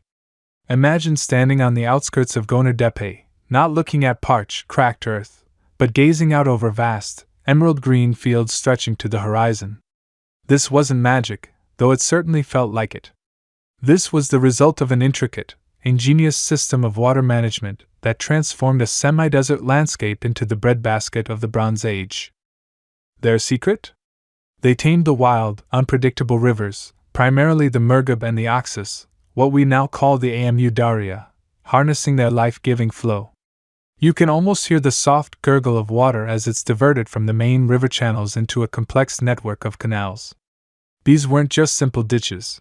Archaeologists have uncovered evidence of substantial primary canals, some wide enough to be considered minor rivers themselves, designed to carry water for miles from the main river courses. From these main arteries, smaller, secondary channels branched off, leading the water directly to the agricultural fields. It's like a massive, ancient plumbing system, only instead of your kitchen sink, it's watering an entire civilization's dinner plate. And let's be honest, if your plumbing system was 4,000 years old, it would probably be a lot more impressive than whatever's currently dripping under your sink. The construction and maintenance of these massive irrigation systems would have required an immense amount of coordinated labor and sophisticated planning. This wasn't a one-person job, or even a one-family job. This was community-wide, perhaps even region-wide cooperation on an epic scale. Think about it. Digging miles of canals with nothing but bronze tools, baskets, and sheer grit. Then, year after year, they had to clear the inevitable silt that built up, maintain the banks, and repair any breaches. It was a never-ending task, a constant battle against the forces of nature. The very survival of their cities depended on it. This level of organized public works is a hallmark of complex societies, demonstrating a centralized authority capable of mobilizing and directing large populations, a mainstream historical fact that holds true for nearly all early civilizations in arid regions, from Mesopotamia to ancient Egypt, where water management was paramount. They weren't just diverting water, they were also storing it. You can almost feel the sun-baked earth beneath your feet as you imagine the massive reservoirs they constructed, designed to hold water during the wet seasons and release it gradually during the dry, scorching months. These weren't just puddles. They were engineered basins, vital insurance policies against drought, ensuring a steady supply of water even when the rivers ran low. It speaks to a profound understanding of their environment, and a long-term vision that extended far beyond a single harvest. It's almost as if they were thinking, hey, let's not just eat today. Let's make sure our great-great-grandkids also have some tasty barley. What did they grow in these meticulously watered fields? The staples, of course, wheat and barley, forming the backbone of their diet. But archaeological finds, particularly archaeobotanical remains, ancient plant bits, if you will, paint a richer picture. You might see fields of various pulses, like lentils and peas, providing essential protein. There's also evidence of grape cultivation, suggesting they might have enjoyed a bit of ancient vino, or at least some dried raisins for a snack. And it's not just about the crops for human consumption. They also cultivated fodder crops for their livestock, completing the agricultural cycle. It's a testament to their ingenuity that they managed such a diverse range of crops in such a challenging climate. One quirky tidbit about their agricultural practices involves the use of animal power. While oxen pulling plows is a common image for ancient farming, some evidence suggests the BMAC people were particularly adept at integrating their domesticated camels into agricultural work, perhaps even for plowing or hauling water. Given the harsh desert environment, the camel's resilience and strength would have been an invaluable asset, making them not just beasts of burden for trade, but active participants in the demanding work of the fields. Imagine a camel slowly but surely pulling a primitive arid, turning the sun-baked soil. It's a bit less romantic than an ox, perhaps, but certainly more efficient in the heat. The sheer scale of their agricultural output was staggering. These vast fields fed not just the inhabitants of Gonur Depe, but also the populations of numerous smaller towns and villages scattered across the Margiana oasis. It implies a significant food surplus, which in turn supported a complex society with specialized artisans, traders, and administrators, who didn't need to spend their days tilling the soil.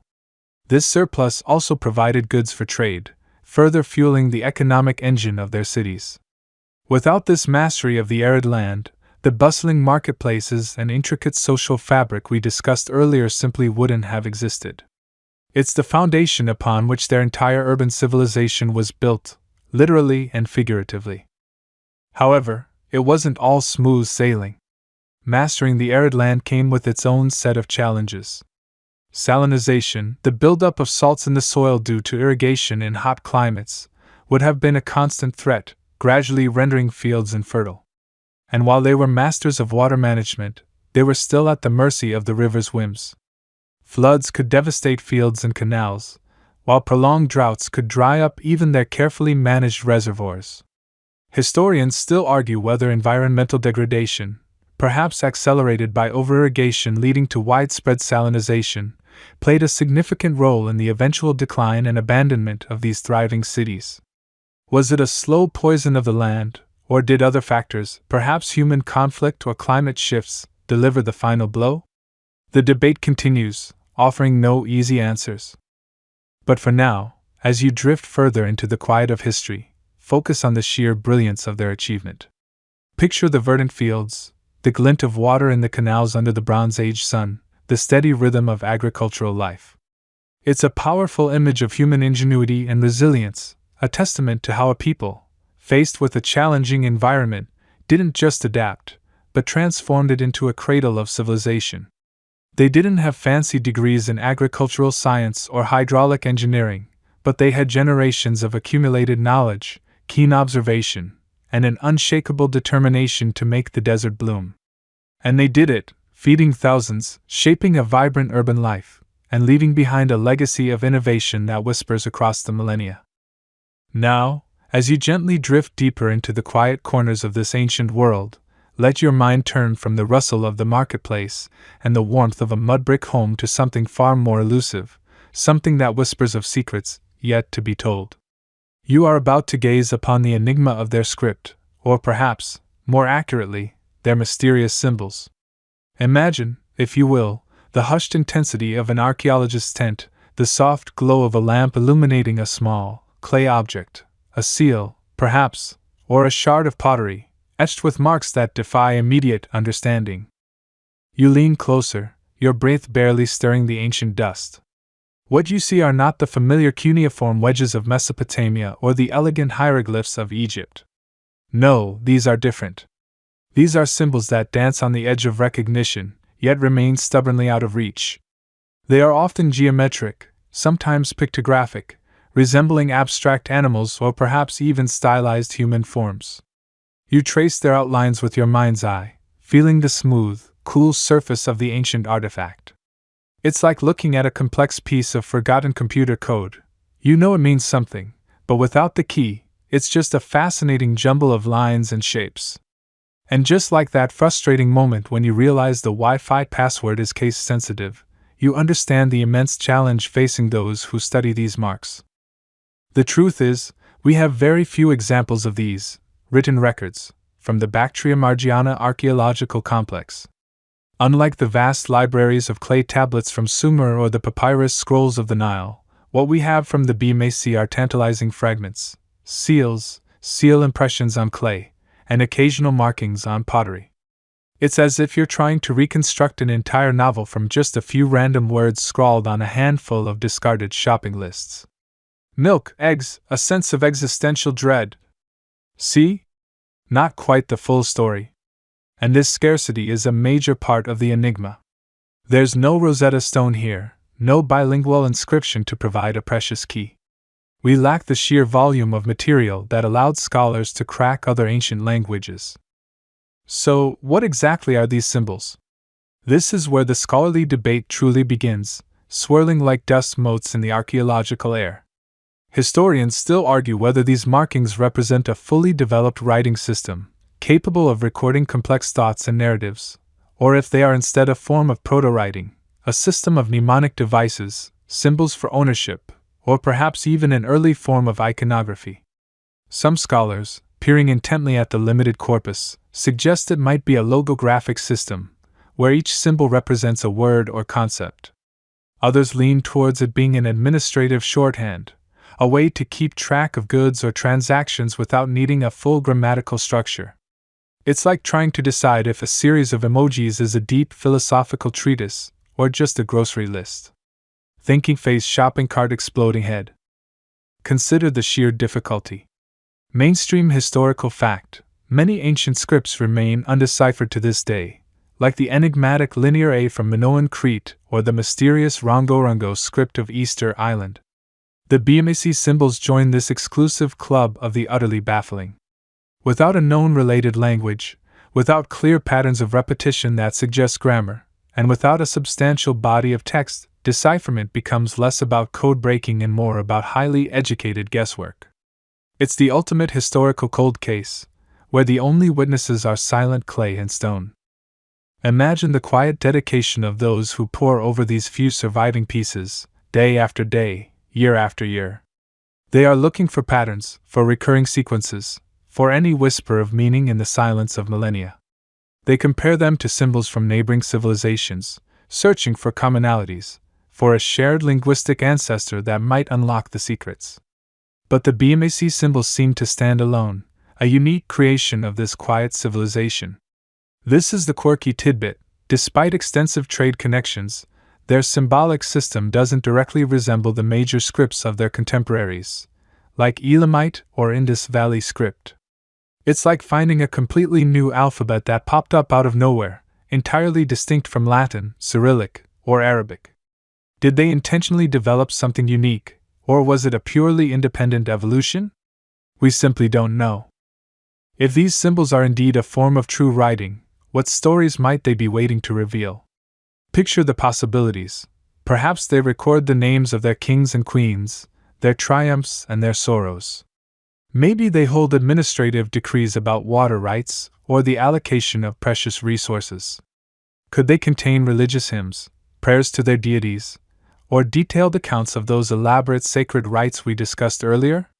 Imagine finding a personal letter, a lament from a mother to a distant son, or a love poem etched onto a clay tablet, giving us a truly intimate glimpse into their emotional lives.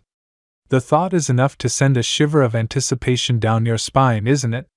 It's the historical equivalent of finding a dusty old diary in an attic and wondering what secrets it holds. But for now, the symbols remain a closed book, a tantalizing whisper in the archaeological winds. They are a testament to the intellectual capacity of the BMAC people, a clear sign that they engaged with abstract thought and the need to record information beyond simple memory. Even if it's not a full script, it shows a sophisticated system of symbolic communication, a way to organize their world and convey meaning across time and space. You can almost hear the soft scratching sound of the stylus on clay, the careful hand of an ancient scribe or artisan etching these mysterious marks, utterly unaware that thousands of years later, you would be pondering their meaning under the gentle glow of your own quiet night. The silence they leave behind is not empty, it's pregnant with possibility, a vast, unwritten library just waiting for the right key. Now, as you settle deeper into the quiet hum of history, let's consider the invisible threads that connected these forgotten cities to the wider world. Imagine, if you will, the Bronze Age not as isolated pockets of civilization, but as a vast, intricate web, a kind of ancient internet where information, ideas, and most importantly goods, traveled across staggering distances. The BMAC, despite its eventual quietude, was a crucial node in this network, a vibrant hub of exchange. You feel the gentle desert breeze, but this time, it carries not just sand, but the faint scent of distant lands. Picture the caravans, not of today's diesel trucks, but of patient donkeys and sturdy Bactrian camels, their double humps laden with treasures. They trudge for weeks, even months, across arid plains and over formidable mountain passes, connecting the fertile crescent of Mesopotamia to the sprawling cities of the Indus Valley, and right through the heart of the BMAC. It's enough to make you appreciate your next day delivery, isn't it? No ancient Amazon prime here, just pure, unadulterated grit and a surprising amount of patience. Let's begin our journey westward, towards the lands of Mesopotamia, where mighty Sumerian and Akkadian empires rose and fell. What did the BMAC offer these sophisticated urban centers? Well, for one, the gleaming blue of lapis lazuli. This precious stone, sourced from the remote mines of Badakhshan, high in the mountains of modern-day Afghanistan, would have journeyed through BMAC lands. Imagine the royal treasuries of Ur or Akkad, sparkling with deep blue adornments, each piece a testament to the arduous trek it made across thousands of miles. The BMAC people, strategically positioned, acted as crucial intermediaries, facilitating the flow of this highly coveted material. They weren't just passing it along, they were likely processing it, perhaps even adding their own unique craftsmanship before it continued its westward journey. But lapis wasn't the only star of the show. The BMAC was particularly renowned for its chlorite vessels. These intricate stone bowls, cups, and cosmetic containers, often carved with fascinating designs, scorpions, snakes, stylized human figures, or architectural facades, have been found far and wide. You can almost hear an ancient Mesopotamian connoisseur exclaiming, "Oh, darling, is that a Margiana vessel? So chic!" These weren't just utilitarian items. They were luxury goods, symbols of status, and perhaps even ritual objects. Their distinctive, intercultural style, blending motifs that hint at Mesopotamian, Elamite, and even Indus influences, speaks volumes about the cross-pollination of ideas that occurred along these trade routes. It's like finding a modern fusion restaurant that somehow perfectly blends sushi with tacos. You know something interesting has been happening. And what did the BMAC receive in return from Mesopotamia? Evidence suggests they imported things like cylinder seals, those tiny, intricately carved stone cylinders used to roll impressions onto clay, serving as ancient signatures or property markers.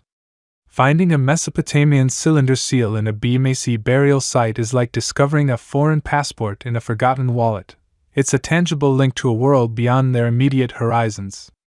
They might also have received specific types of ceramics, or even knowledge and technologies, though the exact nature of these reciprocal exchanges is still a subject of scholarly debate. Historians still argue whether these interactions were primarily direct, long-distance expeditions, or if goods moved more like a giant game of pass the parcel, changing hands multiple times across a network of regional traders. Now, let's pivot and cast our gaze eastward, towards the vast, enigmatic cities of the Indus Valley civilization, also known as the Harappan culture. Think Mohenjo-Daro and Harappa, with their meticulously planned urban layouts and advanced drainage systems. What connected the BMAC to these distant metropolises? Again, the whispers of trade routes. The Indus Valley was a source of highly prized carnelian beads, often heat-treated to achieve a richer, deeper red. These beads, along with various types of shells and possibly even cotton, might have traveled westward, finding their way into BMAC workshops and homes. Conversely, archaeological finds in the Indus Valley have yielded BMAC-style artifacts, particularly those distinctive chlorite vessels. Imagine a Harappan merchant, admiring a beautifully carved chlorite bowl, perhaps seeing in its motifs a reflection of a distant, mysterious land. The presence of these objects isn't just about commerce, it's about cultural exchange, about people seeing and appreciating the craftsmanship and aesthetics of others, even if they spoke entirely different languages. It's the Bronze Age equivalent of someone from New York buying a handcrafted souvenir from Bali, a little piece of another world. The sheer scale of this ancient globalization is truly remarkable. The BMAC wasn't just a receiver or a transmitter, it was an active participant, its own unique cultural identity shaped by, and contributing to, this vast network. The bronze metallurgy skills, for instance, which flourished in the BMAC, might have been influenced by, or in turn influenced, techniques used in Mesopotamia or even further west. The distinctive metal artifacts found in BMAC sites, including axes, daggers, and pins, often show a sophisticated understanding of alloying and casting. This widespread interaction across continents is a mainstream historical fact, showing that even in the Bronze Age, humanity was far from isolated, constantly seeking out connections, resources, and novelty. One quirky tidbit that emerges from this trade narrative is the idea of the BMAC as a proto-Silk Road conduit. While the true Silk Road came much later, the routes established during the Bronze Age, connecting east and west through Central Asia, laid down the foundational pathways.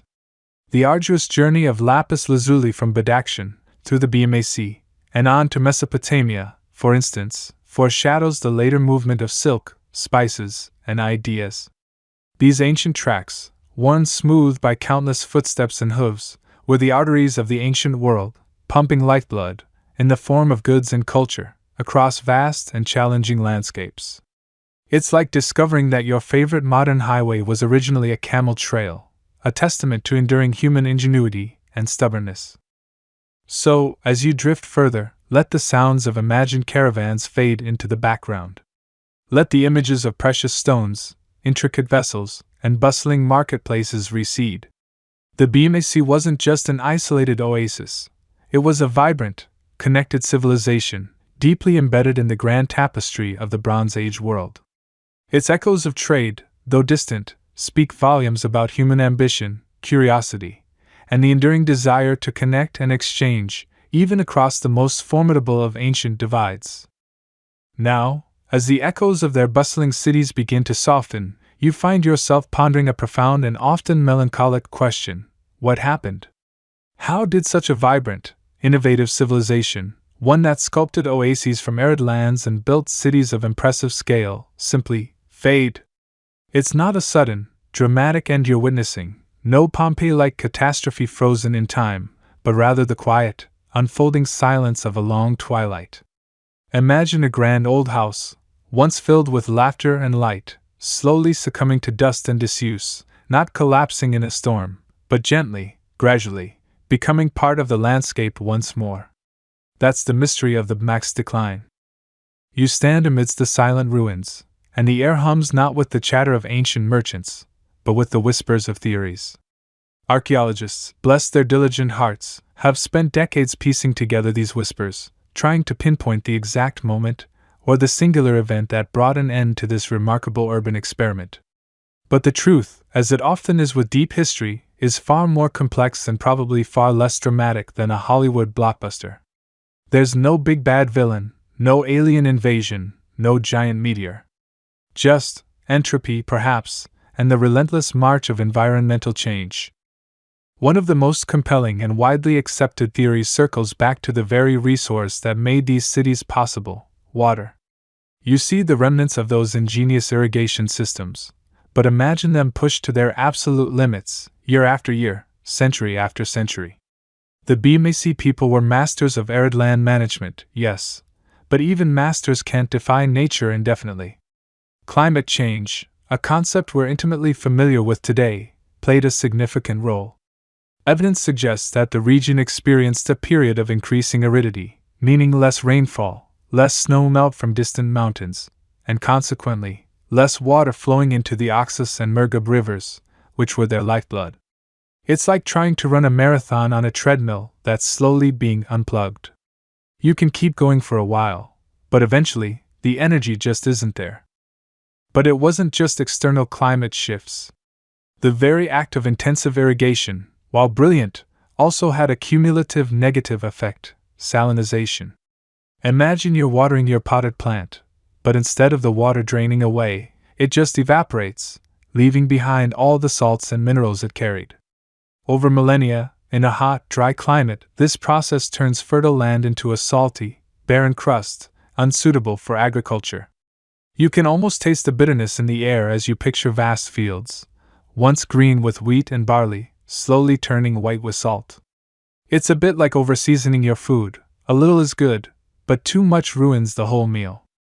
These people were effectively overseasoning their entire agricultural landscape, and there was no culinary school for ancient soil science to teach them better. So you have less water coming in, and the land itself becoming less productive. That's a double whammy for any agrarian society, let alone one supporting dense urban populations. As resources dwindled, you can imagine the strain on the social fabric. People would have had to work harder for less yield. Internal pressures would have mounted.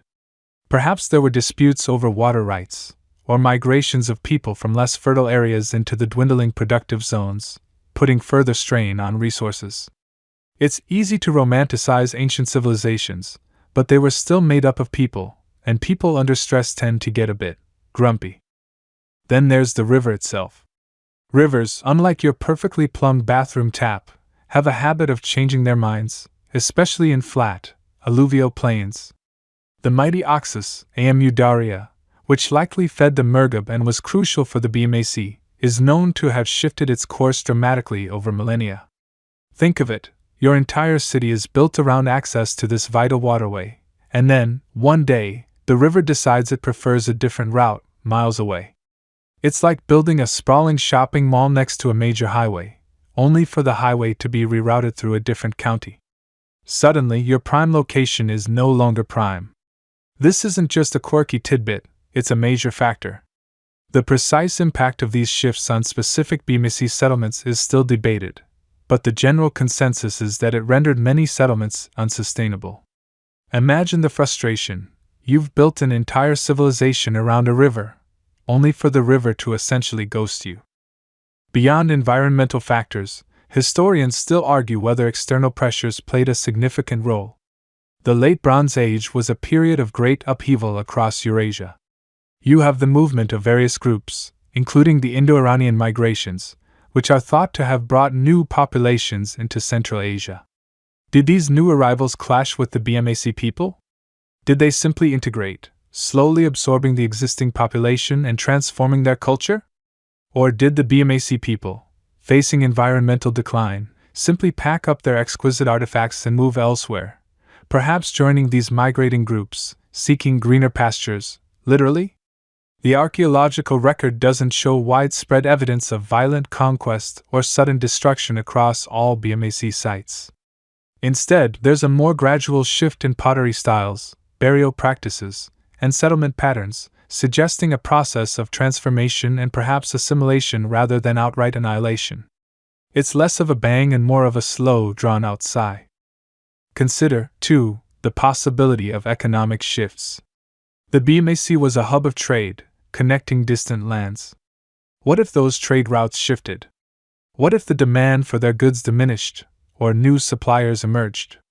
While not a primary cause of collapse, a decline in trade could certainly weaken a city-state's economic base, making it harder to sustain its population and infrastructure, especially when combined with environmental woes.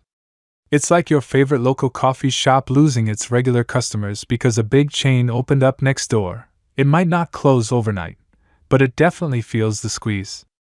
So, you're left with a mosaic of possibilities, not a single smoking gun. It was likely a combination of increasing aridity, environmental degradation from intensive irrigation, salinization, potential shifts in crucial river courses, and perhaps socio-economic pressures or gradual cultural assimilation with new populations. The mainstream historical fact here is that environmental factors, particularly climate change and resource mismanagement, are increasingly recognized as major contributors to the decline of many ancient civilizations, not just the BMAC. Think of the classic Maya collapse, or the decline of ancient Mesopotamia. Shared themes emerge. The silence that descends over these cities isn't the silence of sudden death, but of slow abandonment. You can almost picture families making the difficult decision to leave their ancestral homes, packing what they could carry, and venturing into the unknown, perhaps joining nomadic groups, or seeking refuge in other, more resilient settlements. The grand buildings weren't violently torn down. They simply crumbled as their mud brick walls, no longer maintained, surrendered to the wind and rain. The irrigation channels silted up, the fields lay fallow, and the vibrant life that once pulsed through Gonur Depe and its sister cities simply dispersed. It's a quiet tragedy, perhaps, but also a testament to human adaptability, even in the face of insurmountable odds. They didn't vanish without a trace. They simply transformed, their legacy woven into the fabric of succeeding cultures, even if their names were forgotten for millennia. It's a truly humbling thought, isn't it? That even the most impressive human endeavors can, given enough time and environmental pressure, quietly return to the dust from which they sprang. You stand now at the precipice of understanding, not just of a lost civilization, but of its quiet, enduring echo. As the dust motes dance in the hypothetical sunlight filtering through ancient, collapsed roofs, you realize that while the names of the Bactria-Margiana Archaeological Complex, or BMAC, may be largely lost to the grand narratives of history, their legacy is anything but. It's a bit like discovering that the secret ingredient in your favorite dish was invented by someone whose name you've completely forgotten. Awkward, right? Yet, their innovations, their sheer ingenuity, quietly permeated the ancient world, shaping the very trajectory of human civilization in ways you might never have imagined. You see, the BMAC people weren't just living in their little corner of the world, content in their splendid isolation. Oh no. They were innovators, trailblazers even, in fields that were absolutely vital for the development of complex societies. Think about their mastery of the arid land, their agricultural prowess that allowed them to coax life from what many would consider inhospitable terrain. Their sophisticated irrigation systems, those intricate networks of canals and diversions that transformed barren landscapes into fertile fields, weren't just a local wonder. This knowledge, this profound understanding of water management, was a precious commodity in the ancient world. It's highly probable that techniques developed and refined in the Margiana oases, honed over centuries, didn't simply vanish when the cities themselves faded. Instead, you can almost feel the whispers of that knowledge drifting across the sands, carried by migrating peoples, by traders, by the sheer necessity of survival, influencing later civilizations that faced similar environmental challenges. Imagine the sheer engineering genius required, without a single CAD program or laser level, to ensure the water flowed just so, nurturing crops rather than just creating a muddy mess. It's enough to make you feel a little less clever about your smart sprinkler system. Then, there's their unparalleled skill in metallurgy. When you picture the Bronze Age, you often think of Mesopotamia or Egypt, but the BMAC was a true powerhouse in this regard. They weren't just dabblers. They were artisans of the highest order, creating stunning bronze and copper artifacts, from tools and weapons of remarkable strength to intricate ritual objects that speak volumes about their spiritual life. This wasn't just about melting metal. It was about understanding alloys, temperatures, casting techniques, a scientific endeavor, really. The technology of bronze production itself, a defining characteristic of this entire historical period, saw significant advancements within the BMAC. You can almost hear the rhythmic clang of hammers on metal, the hiss of cooling bronze, echoing through the ages. This wasn't merely local craftsmanship. It was a technological leap. The specific techniques and artistic styles found in BMAC bronzes, particularly the distinct axe and pins with elaborate animal finials, have been found in distant lands, suggesting a direct influence, or at least a shared technological sphere. Historians still debate the precise vectors through which BMAC metallurgical innovations rippled outwards, or whether it was more of a borrowing than a direct handoff of ideas. But the connection is undeniable. Consider their urban planning, too. Gonur Depe, as you've imagined, wasn't some haphazard collection of huts. It was a meticulously planned city, with defensive walls, distinct residential areas, administrative centers, and impressive ceremonial complexes. This concept of organized urban living, of a society designed to function efficiently within a structured environment, isn't something that spontaneously appears everywhere.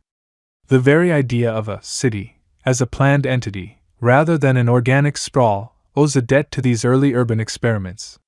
You can almost trace the faint lines of their city grids beneath the dust, whispering to the later grand designs of Persepolis, or even the Roman forums.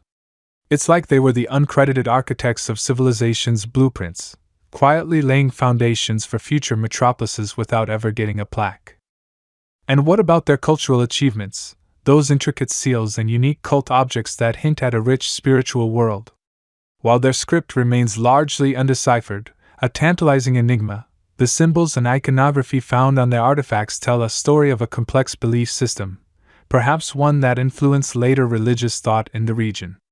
You might stumble across images of composite creatures, stylized animals, or figures engaged in ritualistic acts, all imbued with a profound, albeit mysterious, meaning. One quirky tidbit that often sparks debate among archaeologists is the interpretation of certain small, wheeled clay models found at BMAC sites. Some suggest these were merely toys, while others argue they represent early, cult wagons, used in religious processions, hinting at a sophisticated ritualistic practice involving movement and display. Imagine a tiny, ancient parade. Even if the exact meaning of these symbols is lost to us, the very act of creating such intricate and meaningful art speaks to a vibrant intellectual and spiritual life that certainly didn't exist in a vacuum. These artistic motifs and spiritual concepts, too, could have traveled along those extensive trade routes, subtly influencing the artistic and religious expressions of neighboring cultures. You see, the BMAC was a nexus, a crucial link in the vast, interconnected web of the Bronze Age world. Their trade networks weren't just about exchanging goods, they were conduits for the exchange of ideas, technologies, and even people. From the distant Indus Valley civilization to the mighty Mesopotamian empires, their influence, though often indirect and unacknowledged, was palpable. They provided raw materials, yes, but they also contributed to the flow of knowledge, how to work certain metals, how to manage water in arid zones, how to organize a thriving urban center. Their disappearance didn't mean their contributions evaporated into thin air. Instead, like a river flowing into a larger sea, their innovations merged with the currents of other cultures, becoming part of the broader human story, enriching the civilizations that followed. It's a strange thing, this historical anonymity. For a civilization that achieved so much, that built cities, mastered crafts, and connected continents, to be so thoroughly forgotten by mainstream history feels almost unfair. You might compare it to that incredibly talented, but shy, band that influenced all the famous rock stars but never quite made it big themselves. Yet, as you reflect on their legacy, you realize that their impact isn't measured in the longevity of their name, but in the enduring ripple effects of their ingenuity. Their innovations laid groundwork, their cultural exchanges fostered development, and their very existence demonstrated the incredible adaptability and creativity of early human societies in challenging environments. So, as you let the images of their quiet urban life recede, remember that while their names may be lost in the dust of ages, their achievements are not. They are woven into the very fabric of subsequent civilizations, a silent, powerful legacy that continues to resonate, even if you have to strain your ears to hear its ancient whisper. Their enduring impact is a testament to human innovation, a quiet reminder that genius thrives in unexpected places, even if history sometimes forgets to write down the names. You stand now at the very edge of memory, the dust of forgotten millennia settling softly around your feet. The journey through the Bactria-Margiana Archaeological Complex, or BMAC as the cool kids in archaeology call it, and frankly, it's just easier to say, isn't it? Has been a quiet odyssey into a world that once pulsed with life, ingenuity, and a surprising amount of ancient bling. You've walked their sun-drenched streets, peered into their sturdy homes, and perhaps even imagined haggling for a particularly fetching lapis lazuli bead in their bustling marketplaces. Now, as the echoes of those distant days begin to fade, you find yourself in that tranquil space between what was and what remains, a liminal zone where history whispers rather than shouts. Allow the intricate tapestry of their urban existence to gently unspool before your mind's eye, not as a demanding lecture, but as a series of softly illuminated vignettes. You see Gonur Depe, that marvel of Bronze Age urban planning, its concentric walls and grand central building now less a vibrant metropolis and more a magnificent, fading blueprint in the desert's sand. The sun-dried bricks, once meticulously laid by hands long turned to dust, now stand as silent monuments to an architectural ambition that, let's be honest, probably involved a lot of very sweaty people. Imagine the project manager back then, trying to get those corner angles just right without a spirit level. Another degree off, Theron! Do you want this wall to fall over and squash the king's prize goat, or what? The rhythm of daily life, which you felt so keenly just moments ago, now softens to a lullaby. The clatter of pottery being shaped, the low hum of irrigation channels, the distant bleating of sheep. They are no longer immediate sensations but rather the lingering resonance of a world winding down. You might recall the warmth of the sun on your imagined skin as you walked through their fields, the scent of parched earth mingling with the subtle perfume of ripening grain. It was a life intricately tied to the land, a testament to human resilience in the face of an often unforgiving environment. They didn't have air conditioning, mind you, so their mastery of mud brick insulation was probably their equivalent of a 5-star resort. The marketplaces, once a riot of color and sound, where goods from far-flung lands changed hands with a practiced ease, now appear as spectral bazaars.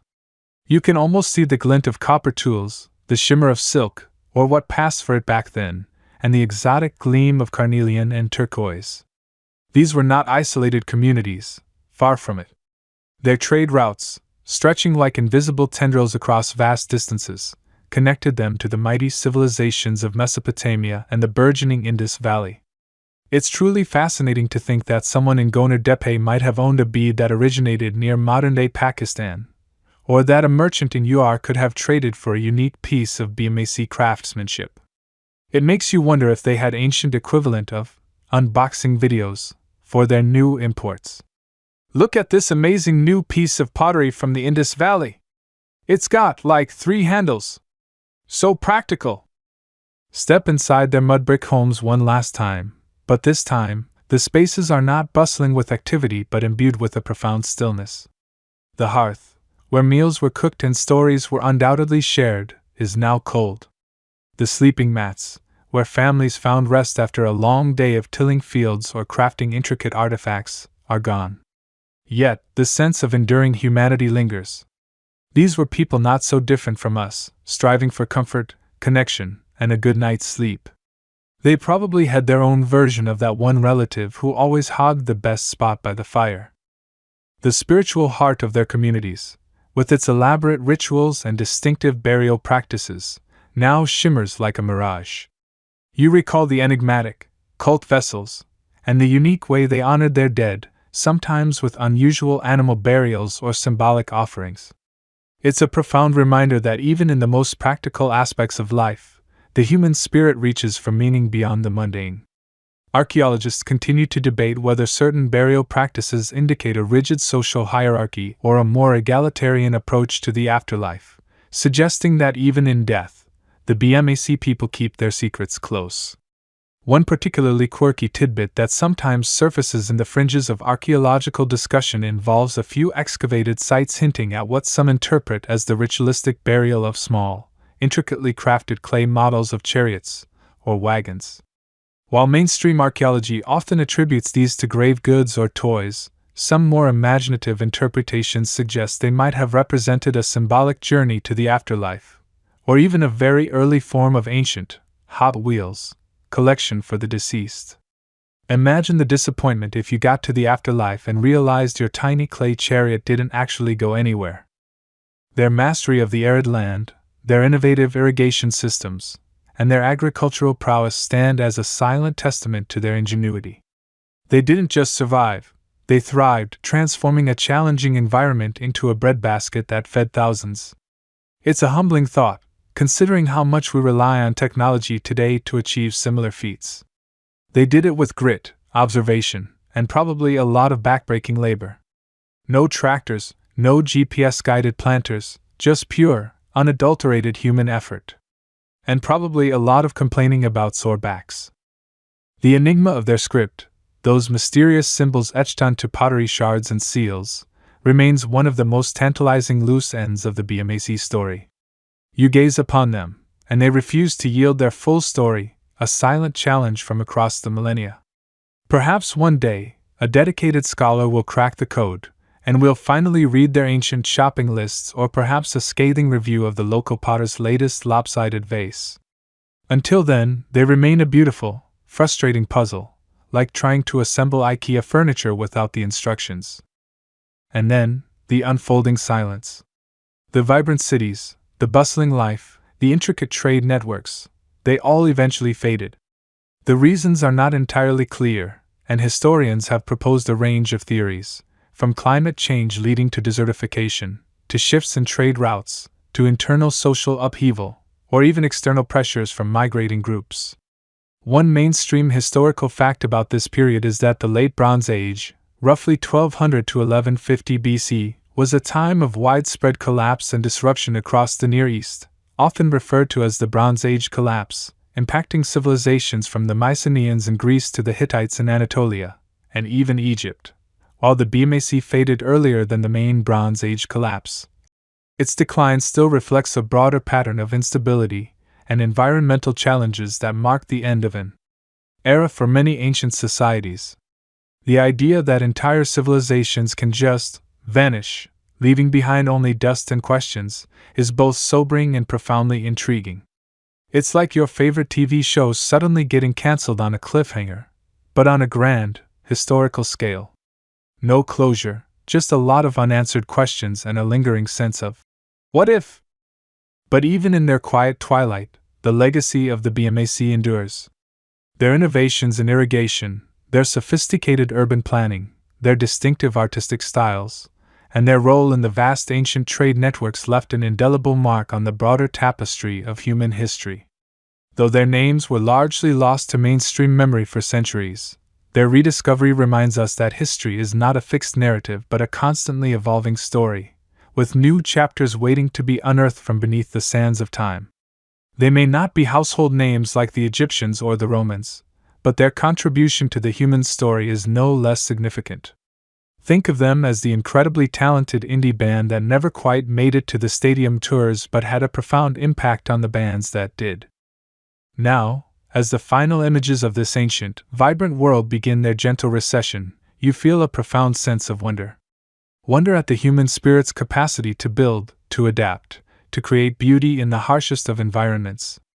Wonder at the sheer scope of history, stretching back further than we can often truly grasp, filled with countless stories yet untold. And with that wonder comes a deep, abiding tranquility. The past, in its quiet grandeur, offers a unique kind of peace. It reminds us of the fleeting nature of all things, yet also of the enduring echoes that persist, long after the last brick has crumbled and the last voice has fallen silent. The sun, which once warmed the mud brick walls of Gonur Depe, now dips below the horizon of your mind, casting long, soft shadows over the landscape of forgotten time. Allow the last vestiges of those ancient cities, the faint whispers of their marketplaces, the gentle rustle of their fields, to slowly, softly, drift away.